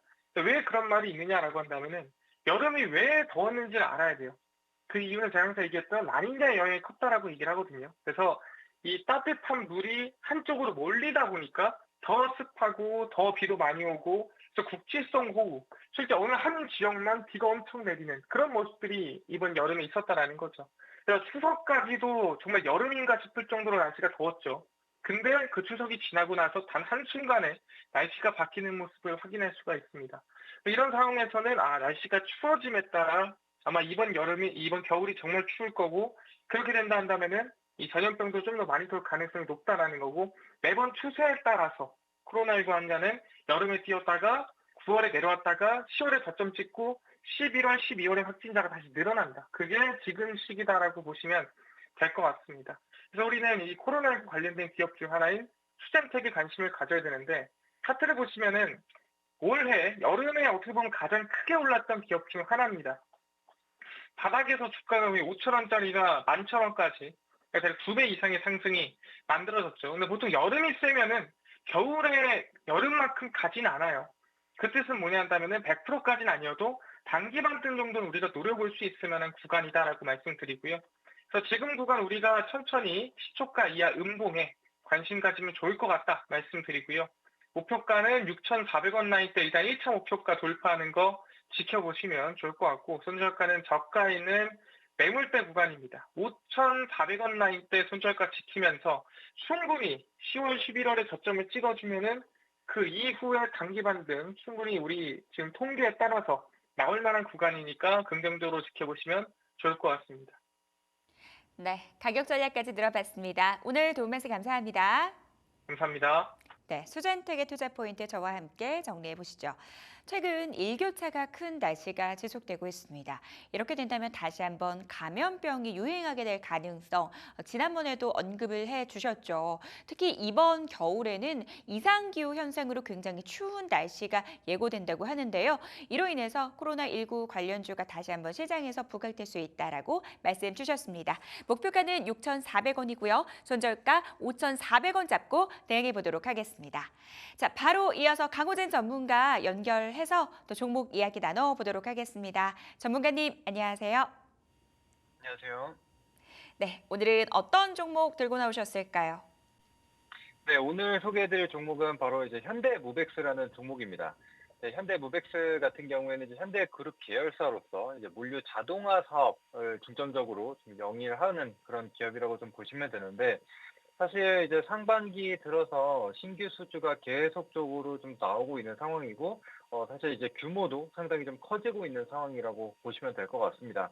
그래서 이제는 점점 사람이 아니라 좀 로봇이 다 전반적으로 물류를 하는 그런 부분으로 좀 전환이 되고 있는 그런 구간이라고 보시면 되는데, 이제 아무래도 현대그룹 계열사로서 좀 기술력을 좀 가지고 있는 그런 회사로서 이제 앞으로도 계속해서 이런 대형 수주가 이어질 수 있다라고 좀 보시면 될 것 같습니다. 그래서 최근에는 한국타이어와 같은 혹은 에코프로와 같은 이런 그룹들과 계속적으로 좀 수주가 늘어나고 있는 상황이고, 그래서 상반기 같은 경우에는 이제 신규 수주만 3천억을 돌파를 했습니다. 그래서 사상 최대치를 기록을 한 바가 있는데, 이러한 수주 잔고들을 기반으로 이제 앞으로 본격적으로 이제 실적이 계속적으로 늘어나는 그런 부분이라고 생각하시면 될 것 같습니다. 그래서 실적 기반으로 상승이 나올 수 있는 그런 기업이라고 생각을 하시면 되시고, 특히나 또 2분기 기준으로 봤을 때는 수주 잔고가 5,400억 정도가 쌓여 있는 상황입니다. 그래서 지금 현대모백스 같은 경우에는 매출액 자체가 지금 2천억대 수준으로 좀 나왔었는데, 지금 수주 잔고가 이미 5,400억 정도가 쌓여 있다. 상반기에만 5,400억이 쌓여 있다라고 한다면은 사실 이전 기준으로 봤을 때는 2년치가 넘는 수주에 달한다라고 생각을 하시면 될 것 같습니다. 자, 그래서 실적을 잠깐 한번 보여드리고 갈 텐데, 실적을 한번 보시게 되면 매출액 같은 경우에도 꾸준히 좀 늘어나고 있는 상황이죠. 이전에는 1,700억대에서 작년 기준으로 봤을 때는 2,600억대까지 늘어나는 게 확인이 됐습니다. 근데 이제 최근에 신규 투자와 이런 것들이 좀 맞물리면서 이제 영업이익이 좀 줄어드는 모습이 확인이 됐는데, 이거는 걱정할 게 없습니다. 왜냐, 지금 1분기, 2분기만 보더라도 42억, 49억으로 이제 90억이 조금 넘는 영업이익을 기록을 했죠. 그렇기 때문에 이미 전년도 영업이익은 넘어섰다라고 좀 보시면 될 것 같고, 또 2분기 만에 이제 90억을 기록을 했기 때문에 22년도 대비했을 때 보더라도 지금 이미 거의 75% 정도는 좀 달성을 했다라고 좀 볼 수가 있는 부분이죠. 그래서 앞서 말씀드린 대로 이미 수주 잔고는, 그러니까 일감은 따는 상황이기 때문에 이제 하나둘씩 이제 실적이 좀 반영이 되면서 좋은 실적 개선세를 만들어낼 것이다라고 좀 보시면 되겠고, 게다가 지금 부채 비율 같은 경우에도 50%대로 줄어들었죠. 영업 유보율 같은 경우에도 1,200%대로 늘어나게 되면서 실제로 좀 돈을 벌게 되면서 이런 부채도 좀 줄여가는 그런 모습들이 확인이 되고 있다. 게다가 지금 영업이익률을 한번 보셔야 되는데, 이전에 작년도에 한번 보시면은 영업이익률이 1%대까지 줄어들었던 것을 좀 볼 수 있습니다. 자, 그런데 1분기, 2분기를 봤을 때 이 영업이익률이 다시금 6%대로 올라오게 되면서 확실하게 수익성 개선이 좀 이뤄지고 있다는 것을 우리가 확인할 수 있다는 겁니다. 그래서 이제 앞으로는 계속해서 이 물류 자동화가 늘어날 수밖에 없습니다. 게다가 이제 아까 말씀드렸던 한국타이어나 에코프로, 쿠팡 이런 기업들을 대상으로 수주를 한 바가 있기 때문에 앞으로도 이런 대형 수주를 꾸준히 이어갈 수 있는 가능성을 가지고 있다라고 보시면 되겠고, 추가적으로 차트를 한번 보면서 가격 전략까지도 안내 드려보도록 하겠습니다. 자, 현대모백스의 차트를 한번 보시게 되면은 이전에 5,270원으로 고가를 경신한 이후에 계속해서 조정을 좀 받고 있는 상황입니다. 거의 2년 가까이 좀 조정을 받고 있는 상황인데, 앞서 말씀드린 대로 지난해 같은 경우에는 수익성이 좀 안 좋았죠.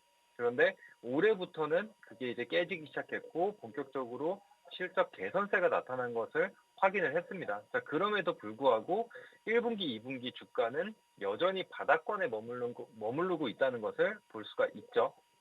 그래서 이런 실적 기반을 가지고 이제 본격적인 턴어라운드가 만들어질 수 있다라고 생각을 하시면 될 것 같습니다. 자, 그리고 지금 이평선을 보더라도 지금 장기 이평선에 계속적으로 눌려왔었는데, 최근 들어서 이평선이 수렴하고 있는 상황이고, 이제 조금씩은 정배열로 전환하려는 모습들이 나타나고 있습니다. 그래서 거래량도 한 번씩 크게 발생하는 것을 좀 볼 수가 있었기 때문에 이제는 턴어라운드가 나타날 시점이 아닌가. 왜냐?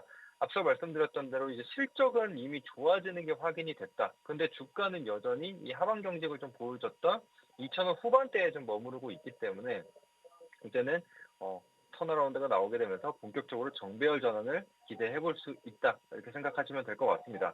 자, 그래서 매수가는 지금 현재가 부근인 2,900원에서 3,000원 사이로 매수 진행을 해주시면 되겠고, 일단 1차 목표가 같은 경우에는 단기적으로 지금 매물이 좀 쌓여있는 가격대가 보이실 겁니다. 그래서 3,500원 구간에 계속적으로 좀 저항을 받고 눌려왔었던 게 확인이 되기 때문에 1차 목표가 같은 경우에는 이 매물대 구간인 3,500원 정도로 잡아주시면 되겠고, 손절가 같은 경우에는 사실 이 하방 경직을 좀 보였었던 혹은 지금 저점 구간 혹은 볼린저 밴드 하한선 가격대인 2,750원으로 잡고 봐주시면 되겠습니다.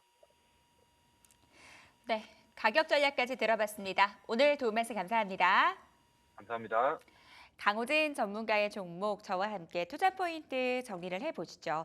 탄탄한 실적에 대해서 이야기를 먼저 해주셨습니다.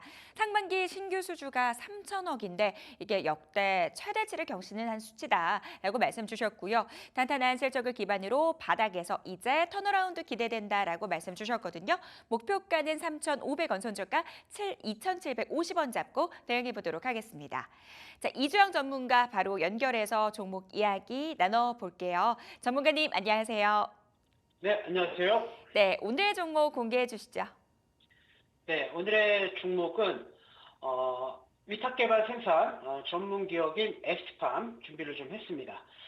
에스팜은 이제 7월 달부터 많이 좀 강조했던 종목이고요. 또 이제 언급드리고 나서 목표가에 이제 여러 번 도달했던 종목인데 호재성 재료가 있음에도 불구하고 또 이제 건전한 가격대까지 내려와서 재진입 관점에서 한번 좀 다시 소개를 좀 시켜드리도록 하겠고요. 먼저 이제 미국 시장 좀 살펴보면요. 지난주 고용 지표가 예상치를 상회하면서 11월 달 비컷 가능성이 일주일 전까지만 해도 50% 이상이었는데 현재는 0%로 후퇴한 상황이다 이렇게 말씀 좀 드리겠고요. 금리의 어떤 인하 속도는 다소 줄어들었지만 어떤 경기 침체 리스크가 오히려 완만해진 것이기 때문에 이런 분위기라고 한다면 제가 말씀 좀 드린 것처럼 시장에 대한 완만한 상승 랠리 또는 업종별 순환 랠리가 안정적으로 이루어질 가능성이 높다 이렇게 말씀 좀 드리겠고 특히 이제 금리 인하 사이클이 안정적으로 좀 진행되는 이만큼 금리 인하 최대 수혜주인 바이오 관련 종목군들은 중기 관점에서 계속 지켜보셔야 된다 이런 말씀 좀 드리도록 하겠고요. 특히 이제 그 연초에 발의됐던 생물보안법이 올 9월 달에 하원 통과하고 지금 이제 사원과 대통령 서면을 앞두고 있는 상황인데 당연히 추당적으로 하원 통과와 대통령 서명 연내에 이루어질 가능성이 굉장히 높고요. 또 법률안은 아직 이제 그 통과가 된 것은 아니지만 법률에 대한 효과는 이미 나와주고 있는 모습이거든요. 이 IRA가 그 2차 전지에 대한 큰 사이클을 만들어냈다라고 한다면 이 생물보안법도 이 CDMO 관련해서 큰 파동을 중기적으로 만들어낼 가능성이 대단히 높다 이렇게 말씀을 좀 드리겠고요.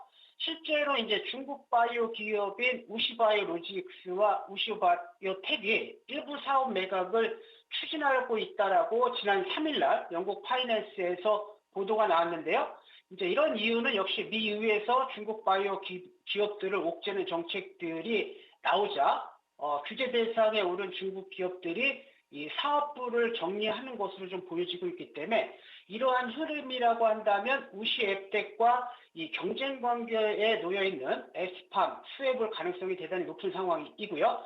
또 지난 8월 14일 날 상용화 올리고 핵산 치료제 원료의약품 공급 개혁을 체결하였는데 생물보안법 발의를 앞두고 빅파마들이 미리 원료의약품 확보 차원에서 이제 그 공급 계약을 이뤄낸 것을 좀 보고 있고요. 이것은 이제 비밀 계약이지만 시장에서는 이제 고지혈증 치료제인 노바티스의 렉비오를 좀 보고 있는 상황이고요.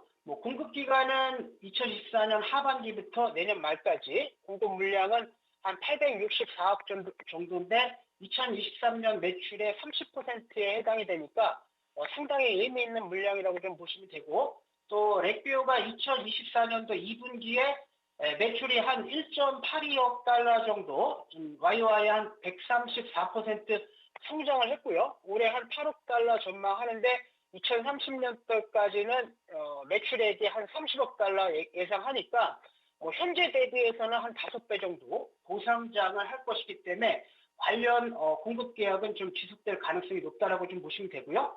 또 이제 그 상용화를 앞두고 있는 올리고 뉴클라이드 유망 신약이 2025년부터 2027년까지 계속적으로 좀 출시가 될 것으로 좀 예상하고 있고 이러한 사이클에 맞춰서 ST팜이 선제적으로 2023년도에 제519당 착공 시작해서 내년 3분기에 1차 완공, 그다음에 2026년도에 최종적으로 완공이 이루어지게 되면 2023년 대비 100% 이상의 생물대 능력을 확보하는 것이기 때문에 어떤 생물보험법과 맞물려서 실적 성장성이 중기 관점에서 이루어질 가능성이 대단히 높아 보이고요. 자, 먼저 이제 재무제표를 좀 살펴보시면요. 일단 이제 매출액은 2021년도부터 지속적으로 좀 좋아지기 시작했고 영업이익들도 2021년도부터 본격적으로 성장을 좀 하기 시작했고요. 그다음에 이제 내년도, 후년도 좀 더 가파른 성장세가 이루어질 것으로 보여지는데 실제로 보시게 되면 주가는 2021년도부터 2년 조금 넘게 하락을 좀 했거든요. 자, 차트 한번 이렇게 좀 보여드리면요. 자, 월봉상의 흐름을 좀 보시면 실적이 본격적으로 돌아선 시점은 2021년도부터인데 주가가 실적이 개선됐음에도 불구하고 2년 조금 넘게 하락을 하다가 올해부터 어떤 생물보안법의 이슈를 맞고 그다음에 금리 인하 사이클과 맞물려서 추세를 돌려주는 흐름인데요. 자, 주봉 관점에서 보시게 되면 그동안 못 썼었던 중기 거래량 좀 실리면서 이평선 매물 라인 때 다 돌파되는 흐름이기 때문에 이제 이런 흐름은 금리 인하 사이클이 이제 시작되는 관점이기 때문에 여기서 끝난다라기보다는 중기 관점에서 추세가 만들어질 공산이 대단히 높은 시점이다 이렇게 좀 보시면 되고요. 자, 1분 관점에서 보시더라도 최근에 이제 파동이 계속적으로 좀 거래량이 실리면서 나오고 있지만 아직까지 세력들이 좀 이탈했다라고 볼 수 있는 음봉 물량이 없는 상황이기 때문에 지금의 중기 추세 파동은 이어질 가능성이 높다 이렇게 말씀을 좀 드리도록 하겠습니다. 자, 가격 전략 잡아드리면요.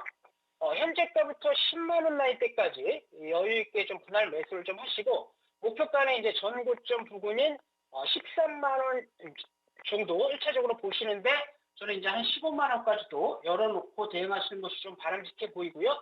그다음에 이제 손절가는 이평선 매물대가 몰려있는 8만 5천 원 라인대 제시해드리도록 하겠습니다. 이상입니다. 네, ST팜에 대해서 이야기 나눠봤습니다. 오늘 도움 말씀 감사합니다. 네, 감사합니다. ST팜의 투자 포인트 정리해 보시죠. 자, 금리 인하 최대 수혜주 바이오다라는 거 시장에서 많이들 이야기하고 있잖아요. 하반기 바이오 랠리 본격적으로 기대해 볼 수 있다라고 말씀 주셨습니다. 생물보안법 통과로 인한 이 CMO 기업들 수혜 예상된다라는 부분들 언급해 주셨는데요. 목표가는 13만 원, 손절가 8만 5천 원 잡고 대응해 보도록 하겠습니다. 이재진 전문가 마지막으로 연결해서 종목 이야기 나눠볼게요. 전문가님 안녕하세요. 반갑습니다. 네, 오늘 종목 공개해 주시죠. 오늘 시청자 여러분들께 말씀드릴 종목은 LG화학이라는 기업입니다. LG화학 같은 경우 가장 대표적인 이제 정유주라고 좀 보시면 될 것 같은데요. 최근에는 LG에너지솔루션이라고 있는 자회사죠. 지금 이제 전기차 배터리 기업이 굉장히 잘 나가게 되면서 함께 양극재 공급 기업으로서 주목받는 기업이 바로 LG화학이라는 기업입니다. 최근 들어서 테슬라의 지금 이제 원투형 배터리를 LG 에너지솔루션도 공급하게 됐고요. 그로 인해서 양극재 수요가 또 증가하게 됐죠. 특히나 미국 본토 안에 가장 많은 배터리 공장을 가지고 있는 것 또한 LG 에너지솔루션이기 때문에 그의 양극재를 공급하는 LG화학도 또한 같이 부각받을 수 있다라고 생각돼서 종목을 가지고 나왔습니다. 특히나 앞서 말씀드렸듯이 이제 근본은 정유주에 있어서 최근에 원유 가격이 워낙에 낮을 때는 주가가 잘 안 올라갔거든요. 최근 다시 중동 전쟁과 더불어서 중국의 경기 부양책 기대감에 다시 한번 원유 가격이 반등하고 있거든요. 그래서 정유 부분에서도 괜찮고 2차전지 소재 부분을 공급에서도 굉장히 매력적인 모습을 현재 보여줄 가능성이 높아서 해당 종목 저점 탈출해서 다시 상방으로 돌아설 가능성이 높다라고 봤기 때문에 종목을 가지고 나왔습니다. 해당 종목 같은 경우 현재 장기 평선 전부 다 뚫어주면서 올라가고 있으니까요. 여러분들께서 가격 전략만 잘 잡아보면 공략하는 데 문제 없으실 것 같습니다. 차트 보시면서 여러분들께 가격 전략 말씀드리겠습니다. 화면 보시면은 매수가 자리는 현재 조금 눌림목 나올 때 잡는 게 좋을 것 같아요. 많이 눌림목은 아니고 35만 원짜리 이하 자리에서부터 천천히 장기 평선 자리 부분이죠. 지지받는 거 확인하면서 매집해 주시면 좋을 것 같고요. 지금 이제 목표가 자리는 단기적으로 직전 상단 자리 부근해서 지금 이제 38만 원짜리, 손절가 자리는 34만 원짜리 짧게 잡고 가시면 좋을 것 같습니다. 짧게 잡고 가시면 단기 수익뿐만 아니라 해당 기업 같은 경우에는 앞서 말씀드렸다시피 좀 든든한 기업이에요. LG 에너지솔루션을 좀 이제 현재 자회사로 두고 있는 기업이라서 중장기적인 상승 추세도 가능해 보이는 기업이니까 여러분께서 단기적인 전략도 좋겠지만 중장기적으로도 괜찮다 생각하시면서 모아가시면 좋을 것 같습니다. 네, LG화학에 대한 이야기 들어봤습니다. 오늘 두 말씀 감사합니다. 이재진 전문가의 오늘 종목은 LG화학이었습니다. 오늘 2차 전지 관련주들 시장 안에서 돋보이는 흐름 보이고 있죠. EU에서 중국산 배터리에 대해서 고율 관세를 부과한다라는 뉴스 비롯해서 여러 가지 호재가 한꺼번에 쏟아져 나왔습니다. 장기 이평선을 모두 돌파했다라는 점, 목표가 38만 5천 원, 손절가는 34만 원 잡고 대응해 보도록 하겠습니다. 자, 딜사이트S의 최고의 전문가들의 수익률 대결은 계속됩니다. 지금까지 수익사항이었습니다.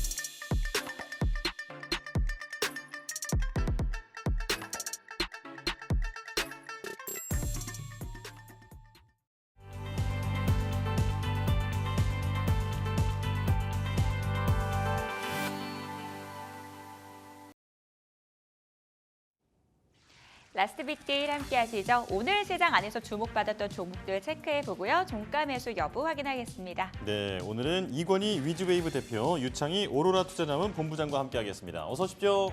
안녕하십니까. 네, 안녕하세요. 두 분과 함께 종목 이야기 나눠보도록 하겠습니다. 오늘 시장에서 핫했던 쪽 2차 전지 단연 꼽을 수가 있겠습니다. 오늘의 첫 번째 종목은 LG 엔솔인데요. 여러 가지 호재가 함께 쏟아져 나오고 있고요. 4680 배터리에 대한 기대감 높아지고 있습니다. 자, 이 종목에 대한 두 분의 의견 들어보겠습니다. 두 분 모두 종가 매수 의견 주셨거든요. 자, 이건희 대표님 의견부터 들어볼까요? 네, 일단 뭐 LG엔솔 지금 뭐 항상 2차전지 대장주라고 보시면 될 것 같고요. 다시 42만 원을 복귀했다는 게 좀 의미가 크고요. 그것도 이제 40만 원대를 금방 깼다가 지금 다시 4% 이상 상승하면서 지금 오늘 좀 좋은 흐름을 보여주고 있는데 결국 이제 4680 배터리 관련된 이슈가 가장 큰 것 같고 지금 현재 뭐 그 외에 이제 유럽발 뭐 관세도 생각보다 좀 고율로 올라갔습니다. 43.5%면 기대했던 것보다는 한 10% 가까이 더 높게 책정이 되면서 물론 이제 최대치니까 물론 그거보다는 적게 부과하는 물량도 있을 텐데 일단은 좀 기준이 높아졌다는 부분에서는 이제 긍정적인 요인으로 작용하는 것 같습니다. 그래서 추세 전환을 이미 했고요. 이제 LG 에너지솔루션 같은 경우는 42만 원대에서 얼마나 더 치고 나갈 수 있느냐 이 부분이 사실은 더 고민일 텐데 네. 지금 4680 배터리 드디어 이제 뭐 12월부터 양산한다라고 얘기가 나왔고요, 공식적으로. 그러면 그 부분에 대한 기대감 여전히 좀 붙어 있을 수 있고 또 하나 이제 관련주들에서 또 움직이고 있는데 하나가 더 있는 게 지금 건식 공정 관련돼서 또 얘기가 좀 나올 수 있습니다. 그건 또 준비하고 있는데 그게 만약에 된다라고 하면 사실은 이제 공정의 단순화로 인해서 비용을 절감할 수 있는 부분들 그 지금 앞으로 향후에 나올 수 있는 호재라고 보시면 될 것 같습니다. 물론 근데 지금 당장은 이제 매수 관점으로 보지만 저는 대선 전까지만 끌고 가시는 게 맞을 것 같고요. 지금 현재 또 다시 트럼프가 부각이 되고 있는 상황이어서 언제든지 이제 2차 전지는 트럼프발 이슈로 또 하락할 가능성도 있기 때문에 업황은 돌아서고 바닥을 잡는 것 같지만 여전히 정책적인 리스크라든지 정치적인 리스크는 좀 남아있다라는 부분은 좀 염두에 두셔야 될 것 같습니다. 네, LG 에너지솔루션 지금 2차 전지 대장주에 대해서 설명을 해주셨는데 단기적인 모멘텀들은 있지만 대선 전까지는 특히나 이제 대선 관련해서는 변동성이 나올 수 있기 때문에 유의해야 한다라고 말씀을 해주셨습니다. 자, 다음 종목 보겠습니다. 오늘 뜨거웠던 종목 중에 하나죠. 바로 현대로템인데요. 52주 신고가를 경신하면서 강세를 보였습니다. 자, 이 종목에 대한 두 분의 의견 들어보겠습니다. 두 분 다 동그라미 들어주셨습니다. 이번엔 유창희 본부장님 의견 들어볼게요. 네, 현대로템은 이제 다들 알다시피 방산주로 분류가 되고 있는 것이죠. 그래서 뭐 지금 중동, 이스라엘하고 이란하고 지금 확전으로 갈 가능성이 좀 높아 보이죠. 네타냐후 총리가 일단은 뭐 트럼프를 지지하는 부분들도 좀 있고 조금 계속해서 지금 레바논이라든지 파키스탄 뭐 이쪽 관련해 가지고 좀 이번에 확실히 뭔가 매듭을 지으려고 하고 있는 모습입니다. 예. 썩 좋은 모습은 아니지만 그래서 이런 부분들이 방산주들의 어떤 분위기를 끌어올리고 있다. 사실은 이번에 좀 의미가 있는 거는 사실 약간 중동 이슈가 발생하거나 지정학 리스크가 발생을 하면 소형주들, 뭐 슈니드라든지 스페코라든지 이런 기업들의 움직임이 더 강했었는데 네. 지금은 오히려 중대형 혹은 대형 방산주들이 더 힘을 내고 있는 것 같습니다. 그래서 뭐 현대로템, 뭐 하나에어로스페이스, LI 넥스원 등이 강하게 상승을 좀 하고 있고요. 현대로템을 좀 더 이제 관심 있게 보는 것은 또 현대로템 같은 경우는 이제 재건주로도 분류가 되죠. 차량 철도를 만들기 때문에 그래서 어쨌든 러우 전쟁이 뭐 올 연말이나 내년에 뭐 종결된다라면 거기에 대한 기대감들이 있고요. 또 하나는 현대차 그룹이 해외 공장을 계속 확대를 하고 있습니다. 인도라든지 미국 시장이라든지 그러면 현대로템이 그거를 대부분 받아서 수행을 합니다. 그러면 예를 들어서 지금 중동 이슈 때문에 방산주들이 강한 흐름을 보여주고 있는데 꼭 그게 아니라고 하더라도 다른 쪽으로 해서 계속해서 실적이 개선될 수 있는 여지는 충분히 있다 생각 좀 하고 있습니다. 그래서 그런 측면에서 본다라면 방산주만 있는 기업보다는 방산주 외에도 다른 부분에 대해서 매출 성장이 계속 나올 수 있는 기업을 좀 더 보는 게 좋지 않을까 싶어서 현대로템을 좀 선정을 좀 해봤습니다. 예. 방산에 더해지는 재건 쪽의 기대감까지 현대로템 종가 매수해봐도 되겠다라고 정리해 보겠습니다. 자, 파마 리서치로 넘어가 보도록 할게요. 리쥬란이 국내 인기를 넘어서 해외 쪽에서도 인기가 굉장하다라는 이야기 들려오고 있습니다. 이 종목 어떻게 바라봐야 될까요? 연일 상승하고 있는데요. 파마 리서치에 대한 두 분의 의견 들어보겠습니다. 두 분 모두 종가 매수 의견 주셨거든요. 이건희 대표님 의견부터 들어볼게요. 네, 일단 그 창희 대표님이 워낙 이거 좋게 말씀하셨던 분이라 나올 줄 알았고요. 근데 이제 오늘 이제 신고가인데 신고가인데 이게 또 더 사도 되냐 이렇게 물어보시는 분들이 있는데 이런 종목은 지금은 이제 물려도 사야 된다 이렇게 말씀을 드리겠고요. 그러니까 오늘 안 사더라도 뭐 언제든지 가격은 한번 조정은 나올 텐데 조정이 나올 때마다 사셔도 상관은 없고 일단은 좀 발을 좀 담궈놔야 계속 보게 되겠죠. 일단 파마리서치는 리쥬란 그다음에 뭐 콘쥬란 이렇게 두 가지가 크게 있는데 리쥬란 같은 경우는 주로 이제 피부 미용 의료 기기로도 분류가 되고 또 이제 화장품으로도 쓰이고 이제 이거 한번 맞으시면 뭐 대부분 이제 여자분들 중에 10명 중에 8명은 다 극찬을 합니다. 근데 2명이 극찬을 안 하는 이유는 뭐냐면 원래 피부가 좋으신 분들. 예, 그래서 이렇게 해도 별 티가 안 나는 그런 분들은 별 효과 없던데 이렇게 얘기하시는 분들도 계세요. 예. 근데 이제 좀 본인이 굉장히 안 좋다 생각을 하면 가면 확실하게 달라진다. 그 부분이 이제 지금 뭐 헐리우드 배우들이 나도 연어 정자 맞았어. 뭐 이렇게 얘기를 할 정도로 하는데 미국에 진출 안 했습니다. 아직 파마리서치. 멕시코에는 진출돼 있는데 그래서 멕시코까지 가서 맞고 오시는 것 같은 느낌이 들고요. 그럼 지금 아직 진출하지 않은 국가들에서조차도 벌써부터 이제 한마디로 어그로를 끌고 있는 이제 관심을 엄청나게 받고 있는 중이고요. 지금 해외 진출이 본격화되고 있기 때문에 국내를 넘어서 이제 해외 본격적인 시작을 알렸기 때문에 파마리서치가 성장세는 생각보다 가파를 수 있다. 예전에 이제 그 메디톡스가 처음에 보톡스 이제 시장을 선점할 때 그때 모습이 나올 가능성이 높다라고 보고 있습니다. 그래서 뭐 한동안은 메디톡스가 우리나라에서 뭐 50만 원, 60만 원까지 갔던 종목인데 그런 종목들을 뒤를 이어서 또 하나의 스타가 나오지 않겠나 개인적으로 생각을 하고 있습니다. 예. 해외 진출 초입기라는 점에서 앞으로 성장성 무궁무진하다라고 말씀 주셨어요. 자, 유창희 대표님 의견 더해서 들어볼게요. 네, 뭐 파마리서치가 이제 뭐 엠버싱 주사라고 하죠. 그래서 상당히 좀 인기가 있는데 앞에서 말씀 잘해주신 것처럼 보톡스하고 필러하고 또 다른 부분들이 좀 있다 생각하시면 될 것 같아요. 진짜 네. 피부의 광채를 날 수 있는 제품이라고 보고 있고 약간 맞을 때 많이 아프다고 합니다. 진짜 엄청나게 아프다고 하는데 이게 이제 입자가 굵어서 그렇다고 해요. 그래서 요즘에 우유 주사를 맞고 네. 수면제를 맞고 이제 맞을 정도라고 하는데 어쨌든 이 부분이 국내에서 엄청난 인기를 끌고 있고 중국 같은 경우는 이제 1단계, 2단계, 3단계가 있는데 아직 최종 단계 허가는 못 받았지만 내년 정도 되면 최종 단계 허가도 받을 수 있지 않을까. 왜냐하면 최종 단계 허가를 받아야지 이제 주사제로 시술을 할 수가 있거든요. 그래서 이런 부분들 충분히 기대감 가져갈 수 있고 또 미국이라든지 이런 북미 시장 이런 쪽에 대한 어떤 기대감 가져간다라면 사실 지금 주가도 그렇게 비싼 것 같지는 않다 판단하고 있습니다. 네. 자, 파마 리서치에 대한 두 분의 의견 들어봤는데요. 아직 미국 시장은 진출도 안 했는데 벌써부터 소문이 나고 있다. 자, 해외 시장에 진출 초입기다. 자, 파마 리서치 앞으로 더 갈 수 있다라고 두 분께서도 말씀을 해주셨습니다. 자, 이제 다음 종목인데요. 자, 롯데케미칼입니다. 자, 이 종목에 대해서 이제 아픈 손가락처럼 생각하고 계신 분들이 많을 것 같은데, 자, 롯데케미칼 종가 매수 의견 들어보겠습니다. 여기서는 갈렸네요. OX로 갈렸네요. 네. 자, 이건희 대표님 의견부터 들어볼게요. 예.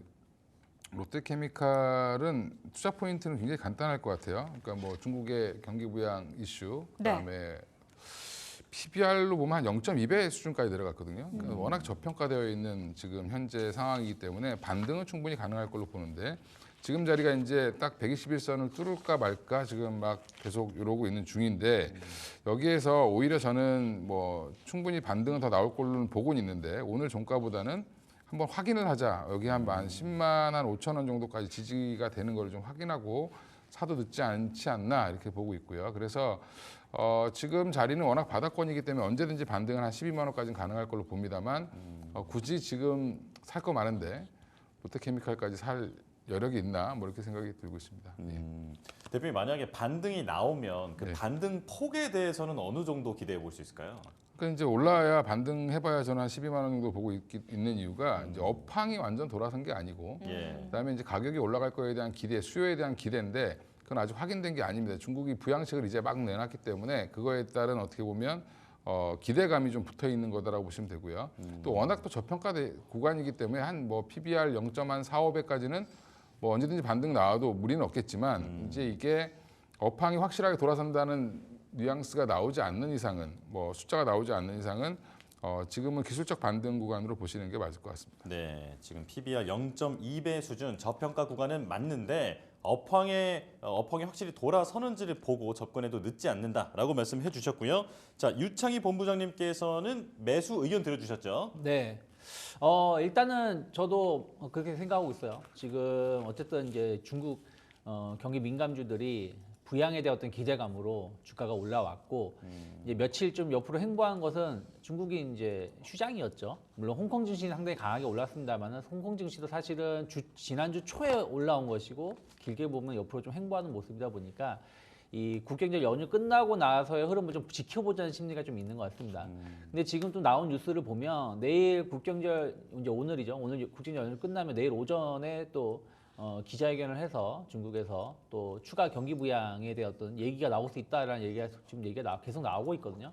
그러면 그 모멘텀이 충분히 주가를 한 번 정도는 강세를 이끌 수 있지 않을까 생각을 좀 하고 있습니다. 그래서 아직은 공급 가격 문제가 해결된 것도 아니고 실적이 뭐 엄청나게 돌아서는 건 아니지만 지금은 중국 경기 부양에 대한 어떤 키워드로 주가가 올라가는 것을 감안한다라면 충분히 한 번 정도는 공략해 볼 수 있는 위치가 아닐까 판단을 좀 하고 있고 저도 일단은 241선 자리 한 12만 원 정도까지는 한번 반응이 나온다라면 뭐 이번 달 중으로 빠르면 이번 주 늦어도 다음 주 중으로도 한 번은 가능하지 않을까 판단하고 있습니다. 네.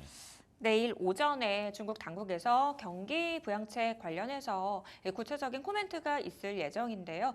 이와 관련해서 한 번 더 좀 슈팅 나올 수 있다라는 부분 언급해 주시면서 종가 매수 의견 들어봤습니다. 자, 다음 종목도 중국 경기 부양책 관련해서 한 종목 더 보도록 하겠습니다. 이번에는 철강주의 흐름 좀 지켜보도록 할 텐데요. 현대제철 확인해 보도록 하겠습니다. 이 종목에 대해서는 두 분이 어떻게 보고 계실지 궁금하거든요. 바로 확인해 볼게요. 두 분 다, 여기에서는 네, 일치했습니다. 이건희 대표님 의견부터 들어볼게요. 얘도 단기 반등인가요? 이제 올라오는 논리는 간단합니다. 이제 그러니까 중국에서 경기 부양하면 철강 수요가 많아지면 가격이 올라가지 않겠냐라고 네. 얘기하고 있는데 아직도 중국의 철강 업체들 대부분 다 구조조정을 지금 하고 있는 중이고요. 과잉 생산 논란에서 여전히 벗어나지 못하고 있는 상황이기 때문에 이걸 밀어내게 하는 과정에서 아직까지는 이제 철강주들이 올라갈 가능성은 좀 부족하지 않겠나, 모멘텀이 살아날 가능성은 부족할 걸로 보이고요. 지금 또 하나가 중요한 건 부동산 경기가 확 살아나야지 사실은 제철 철강 수요가 확 좋아지는데 그 부분은 여전히 아직까지는 이제 중국에서 부양책을 어떻게 내놓느냐에 따라 다르긴 하겠지만 여전히 중국도 지금 공급 과잉 상태이기 때문에 부동산 정책을 아주 강하게 이제 풀기는 좀 어려울 것 같고, 만약에 드라이브 건다 하더라도 사실은 엄청난 인센티브가 있지 않은 이상 지금 뭐 추가 건설을 막 할 수 있는 상황은 아니다. 비어 있는 아파트가 뭐 1억 채가 넘는다 그러는데 그러니까요. 지금 우리나라 인구가 다 가서 살아도 될 정도로 지금 아파트가 남아도는 상황인데 네. 여기에서 어떻게 부양책을 낼 것이냐, 중국 당국도 아마 고민을 하고 있을 겁니다. 근데 어쨌든지 간에 중국의 부동산에 관련된 뭐 규제 이런 것들을 좀 풀 가능성은 있지만 그렇다고 철강 가격으로 직접적으로 이어지는 상황은 좀 뭐 당분간 나오지 않을 걸로 보고요. 현대제철이 주로 이제 현대차 중심으로 이제 납품을 한 것 때문에 일부 장점을 갖고 있긴 하지만 여전히 그 수요는 거의 뭐 정해져 있는 수요고 플러스 알파가 나와야지 주가가 좋아지기 때문에 지금은 뭐 여전히 이것도 단기 반등으로 보고 대응을 하시는 게 맞을 것 같습니다. 아직 중국 부동산 경기가 돌아서려면 멀었다라는 점, 이 부동산 경기가 돌아서야 결국 철강주도 본격적으로 상승 가능성 점쳐진다라는 점 포인트로 잡아주셨어요. 이건희 대표님께서 앞서서 뭐 화학 쪽도 그렇고 철강 쪽도 그렇고 중국 그 부양책 관련해서 볼 수 있는 종목들 다 X 주셨거든요. 네. 혹시 그러면은 이쪽 말고 중국 경기 부양책 관련해서 수혜 예상되는 쪽 보고 계신 쪽은 있으신가요? 아니면 아예 안 보세요? 오히려 지금 저는 소비재를 보는 게 더 낫다라고 어. 보고 있고요. 이제 지금 결국에는 민간에서 닫힌 지갑을 열어주는 게 중요한데, 만약에 이번 부양책이 이제 소비 쿠폰부터 시작해서 여러 이제 지방 정부들이 발행을 하고 서로 경쟁적으로 지금 하고 있거든요.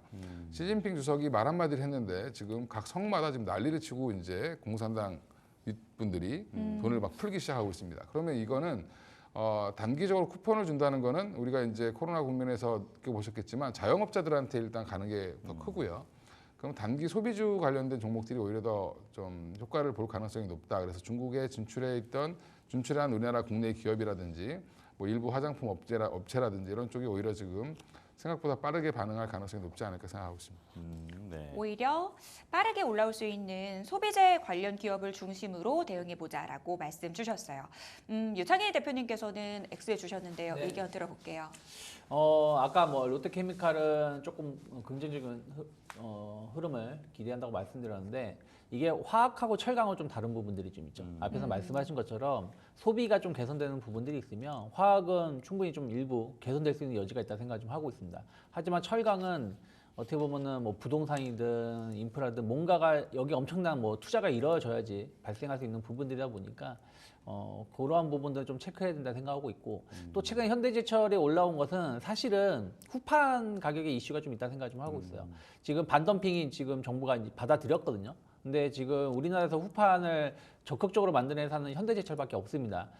동국제강은 이제 후판을 안 만들고 있고 포스코홀딩스도 상당히 조금만 만들고 있는 부분들이다 보니까 이 부분에 대해서 이제 반덤핑이 승소를 하는지 안 하는지가 좀 중요한데 아직은 이게 결과가 지금 당장 나오는 건 아니고요. 상당한 시간이 필요하다 생각하고 있고 또 중국이 경기 부양을 한다고 해서 후판 가격이 오를 것인가 그것도 저는 체크를 해야 된다 생각 좀 하고 있습니다. 그래서 그런 부분들로 인해서 주가가 좀 올라가는 부분들은 조금은 체크하실 필요가 있지 않을까. 오히려 좀 반등을 줬을 때 비중 줄여 나가는 게 맞지 않을까 판단하고 있습니다. 네. 네. 현대제철에 대해서 의견까지 들어봤습니다. 유창희 대표님께는 시장 질문 하나 드리도록 하겠습니다. 내일 삼성전자 3분기 잠정 실적 발표 대기하고 있고요. 오늘 장 초반에는 삼성전자가 약세를 보이다가 그래도 후반 들어서는 상승 반전에 성공을 했습니다. 우리가 앞으로 좀 볼 때 삼성전자와 SK하이닉스 최근에는 삼성전자가 빠지고 하이닉스가 상승하는 이 구도가 지속이 됐잖아요. 네. 내일 실적 발표 기점으로 어떤 흐름 예상되시나요? 저는 내일 실적 발표를 한다고 해도 하이닉스가 조금 더 좋은 상승을 이어간다 오. 생각 좀 하고 있어요. 만약에 삼성전자마저도 마이크론처럼 예상치를 뛰어넘는 실적이 나온다라면 하이닉스는 두말할 거 없이 좋은 실적이 나올 수밖에 없는 구조거든요.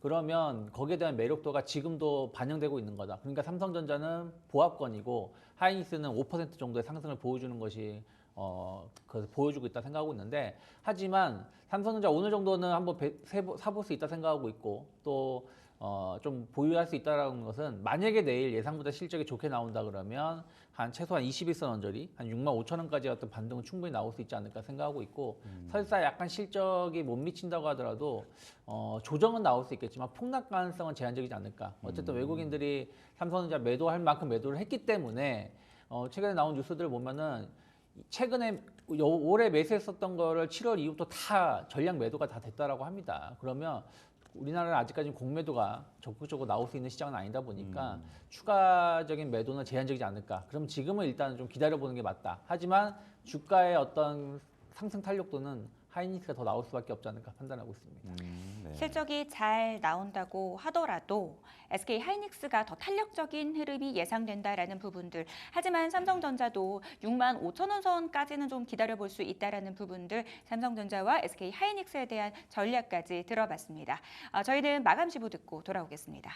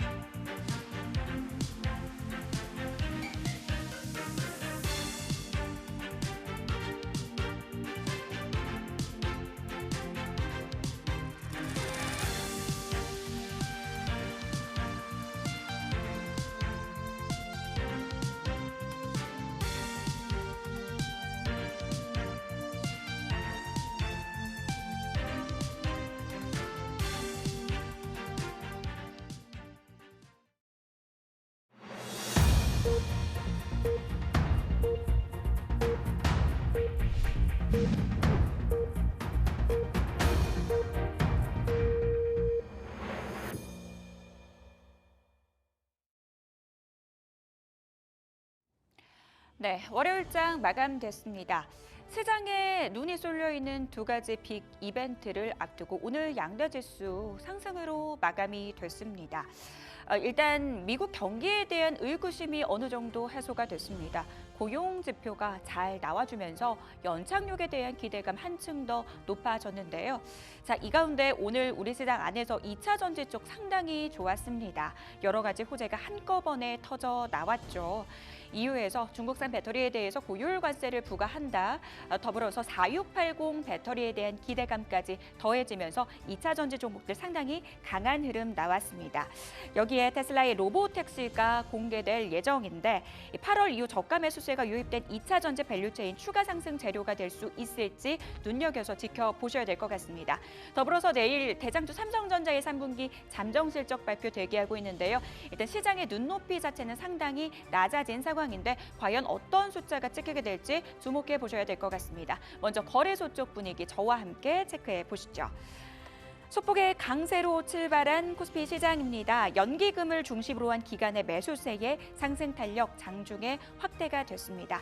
장 초반에는 2차 전지 쪽이 견인했다라고 볼 수 있을 정도로 굉장히 강한 흐름 보여줬는데요. 삼성전자가 양전을 하면서 지수의 탄력 장중에 더해지는 모습 보였습니다. 다만 외국인들의 현물 매도 오늘도 지속이 됐는데요. 장 막판에 그래도 규모가 많이 축소가 됐다라는 점은 긍정적으로 해석해 볼 수가 있을 것 같습니다. 내일 삼성전자 실적 발표 이후에 외국인들의 수급 향상 중요한 관전 포인트가 될 것 같습니다. 시각 현재 코스피 지수 1.5% 상승했고요. 2610포인트로 마감이 됐습니다. 바로 이어서 코스닥 시장으로 넘어가 보시죠. 미국의 경기 침체 우려가 어느 정도 완화된 상황 속에서 코스닥 시장 역시 상승으로 출발이 됐습니다.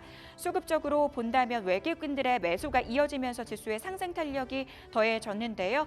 대부분의 업종이 강세를 보인 상황에서 역시 테슬라 로보택시 공개를 앞두고 2차 전지 밸류체인 관련 종목들 강한 상승세 보여줬고요. 그 안에서 강세 확인해 볼 수가 있었습니다.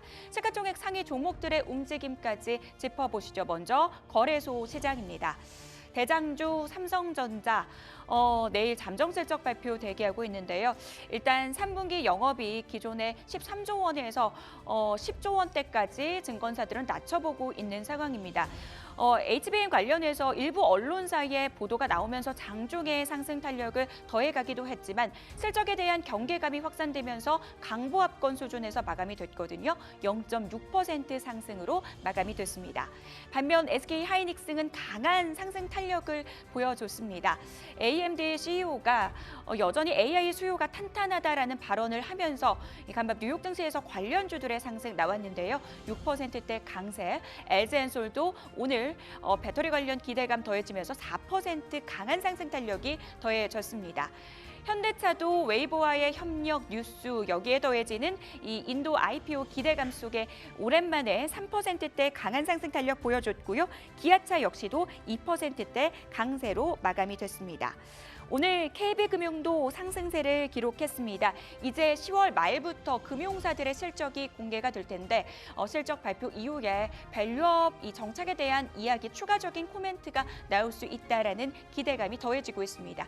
KB금융이 5.6%대 강세 흐름 기록했고요. 2차전지 관련주들 강한 상승세 보인 가운데 포스코홀딩스가 2.7%대 상승, LG화학도 3%대 상승 탄력 보여줬고요. 삼성 SDI도 1.5%대 강세로 마감이 됐습니다.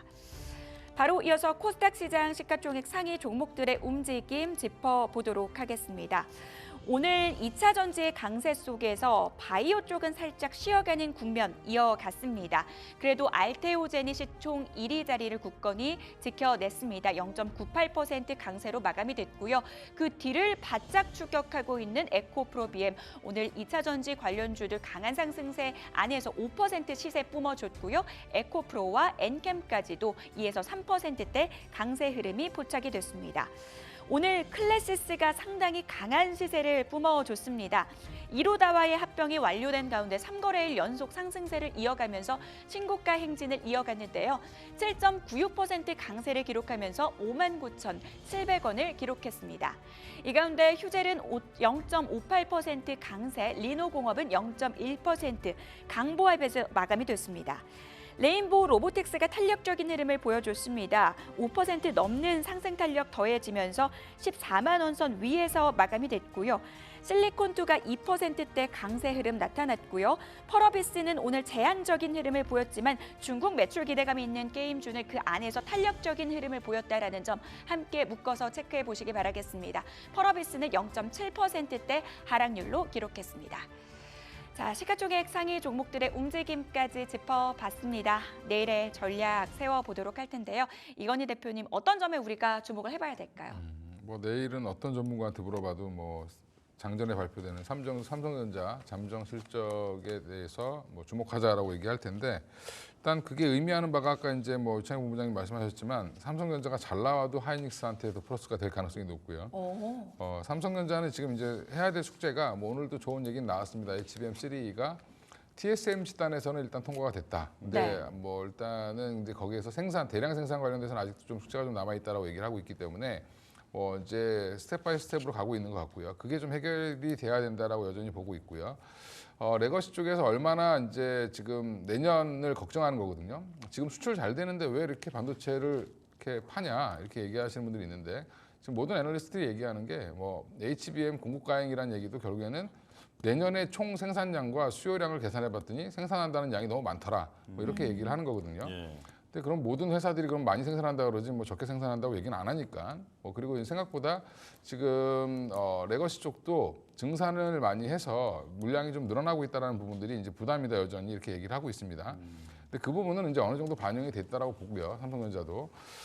그다음에 하이닉스 같은 경우도 여전히 뭐 지금 뭐 숙제가 좀 남아 있긴 하지만 레거시 쪽까지 내일 또 괜찮게 나온다라고 하면 사실 뭐 문제될 게 없는 거죠. 그럼 20만 원까지 반등은 충분히 나올 수 있을 거로 보고 있고요. 그러니까 결국엔 지금 내일 반도체가 어떻게 가느냐에 따라서 시장 분위기가 좀 결정될 것 같고 오늘 이제 막 뜨기 시작했던 지금 오늘 좋았던 2차 전지가 내일 또 수세를 이어갈지 여부도 한번 지켜보실 필요는 있을 것 같습니다. 예. 자, 그렇다면 이제 삼성전자에 대해서도 말씀해 주셨는데 일단 유창희 본부장님 의견도 듣고 추가 질문도 한번 좀 드려볼게요. 유창희 본부장님 일단 그 어느 지점을 좀 보고 계신가요? 네, 뭐 앞에서 말씀 다 하셔가지고 기승전결 삼성전자라 생각하고 있어요. 그러니까 왜 그러냐면 네. 외국인이 7월 13일부터 지난주 금요일까지 기준으로 따지면 13조 원을 순 매도를 했습니다. 코스피 네. 기준으로. 아마 이 13조에서 아마 11조 원이 아마 삼성전자일 거예요. 그러면 만약에 이번에 삼성전자가 뭐 모건스턴이든 뭐 여기저기서 계속 안 좋은 리포트가 나오면서 목표가도 절반 마이너스 50% 나오는 모습도 보여줬는데 그래도 실적이 예상치보다 좋게 나오면서 뭔가 희망을 보여준다라면 충분히 뭐 11조가 다시 매수 들어온다는 건 아니지만 삼성전자의 어떤 매도는 많이 줄어들 수 있지 않을까 생각 좀 하고 있습니다. 예. 그리고 어쨌든 이제 주가 지수가 올라가려면 삼성전자가 좀 올라가야 되고 반도체 관련 종목이 같이 움직이는 것이기 때문에 10월 한 달 혹은 연말 랠리, 연말 시장을 좀 전망하는 데는 삼성전자의 흐름이 엄청나게 중요하지 않을까 판단하고 있습니다. 예. 제가 이제 추가 질문 드리고 싶었던 게 뭐냐면 삼성전자가 이제 외국인이 다 팔아서 네. 추가로 이렇게 많이 떨어질 우려는 좀 덜하다라고 이제 두 분께서도 말씀해 주셨잖아요. 그렇다면 물타기 시점은 괜찮은 것인지 어떻게 보십니까, 본부장님? 저는 삼성전자를 물타기를 하는 것보다는 네. 만약에 반도체를 사고 싶다라면 하이닉스를 사는 게 맞다 생각을 하고 있고 삼성전자는 좀 반등을 준다라면 일단 1차적으로는 기술적으로 21선 보고 있고요. 예. 뭐 거기서 얼마나 더 갈지 안 갈지는 모르겠지만 오히려 뭐 조금 더 보유하시면서 흐름을 지켜보는 게 맞다 생각하고 있고 신규 매수를 할 거면 차라리 하이닉스를 사는 게 맞지 않을까 판단을 좀 하고 있습니다. 네. 기승전 3전 결국 내일장 판가름이 될 가늠자가 될 중요 포인트 3분기 잠정 실적이 될 것 같습니다. 3분기 잠정 실적이 시장 예상치를 뛰어넘는다 하더라도 하이닉스가 앞으로 더 탄력적으로 갈 수 있다라는 부분은 두 분께서 좀 공통적인 목소리로 내고 계신 부분이니까요. 투자에 참고해 보시면 좋을 것 같습니다. 자, 전략 세워보도록 할게요. 이건희 대표님 전략 들어볼게요. 일단 내일은 뭐 장 초반은 아마 반도체 삼성전자 때문에 이제 난리가 날 거고요. 네. 근데 이제 그러고 나면 이제 뭐 올라갈 거 올라가고 떨어질 거 떨어지고 이제 하겠죠. 이제 그러고 나면 오전장 이후부터는 아마 다른 업종들이 좀 튈 텐데 반도체보다는 이제 일단 뉴스가 나오고 나면 저는 뭐 2차 전지도 튈 수 있고 뭐 바이오도 튈 수 있는데 오늘은 이제 2차 전지가 좀 많이 반영을 했죠. 그러다 보면 또 오늘 쉰 또 바이오 섹터가 또 움직일 가능성도 있다라고 보고 있습니다. 그래서 내일은 또 은근히 또 바이오 섹터가 좀 괜찮을 가능성이 높다라고 보고 있고요. 그래서 바이오 섹터 내에서 좀 괜찮은 종목들은 여전히 조정시 매수 관점으로 좀 대응을 해보시는 것도 좋다라고 말씀드리겠습니다. 예. 자, 그렇다면 유창희 본부장님의 내일 전략도 바로 들어보겠습니다. 네, 일단은 말씀하신 것처럼 초반에는 반도체 관련된 섹터가 상승을 하든 뭐 급락을 하든 변동성을 줄 거라 생각하고 있고요. 그 다음은 이제 10시 반 이후에는 중국 소비주가 아닐까 생각하고 있습니다. 중국 관련된 종목군들이 또 중국 장이 열리기 때문에 이제 연휴 지나고 나서 하락을 하는지 아니면 연휴가 지났음에도 불구하고 계속 상승을 하는지 여부가 중요하고 또 아까 말씀드린 대로 추가 부양에 대한 얘기가 코멘트가 나오는지가 중요하다고 생각하고 있습니다. 네. 그러면 사실은 중국 관련된 종목군들이 지난주에 그렇게 많이 오른 건 아니었거든요. 네. 그러면 내일 그들이 또 오후장에 강의 상승이 나올 수도 있다. 혹은 뭐 하락이 나올 수도 있겠죠. 그래서 초반에는 삼성전자에 관련된 반도체, 그다음에 중국 관련된 중국 소비주든 경기 민감주든 이런 쪽에 좀 포커스를 맞추면서 대응을 하는 게 맞지 않을까 판단을 좀 하고 있습니다. 네. 네. 저기 한 가지 또 여쭤보고 싶은 게 시간이 얼마 없지만 지금 미국 시장이 생각보다 견조하다는 얘기 나오면서 금리 인하가 빅컷이 아니라 베이비 스텝이 될 수 있다는 네. 얘기 나오고 있잖아요. 그렇다면 제약바이오가 금리 인하 모멘텀 힘이 좀 약해지는 거 아니냐 이렇게도 해석할 수 있을 것 같은데 어떻게 보십니까? 저는 뭐 그거는 걱정할 필요 없다 생각하고 있어요. 지금도 보면은 사실은 지난번에 0.5% 인하하는 게 맞아? 라고 할 정도의 고용이 좋게 나왔어요. 네. 그런데도 불구하고 동결은 2%밖에 안 되고 0.25%가 인하가 90% 이상입니다. 그 얘기는 어찌됐든 점진적이든 혹은 뭐 빠르게든 금리 인하는 계속해서 이루어진다라는 게 전망인 것이고 그러면 바이오주들은 거기에 맞춰가지고 충분히 수혜를 입을 수 있다 생각하고 있고 또 최근에 네. 바이오주들이 오른 거는 금리 때문도 있겠습니다만은 실적이라든지 기술력 이런 것들이 확인되면서 오르는 거기 때문에 저는 긍정적으로 봐도 된다 생각하고 있습니다. 예. 내일장 전략 들어봤습니다. 딜사이트 마감 노트 오늘 저희가 준비한 내용은 여기까지입니다. 저희는 내일 다시 돌아오겠습니다. 시청해주신 여러분 고맙습니다.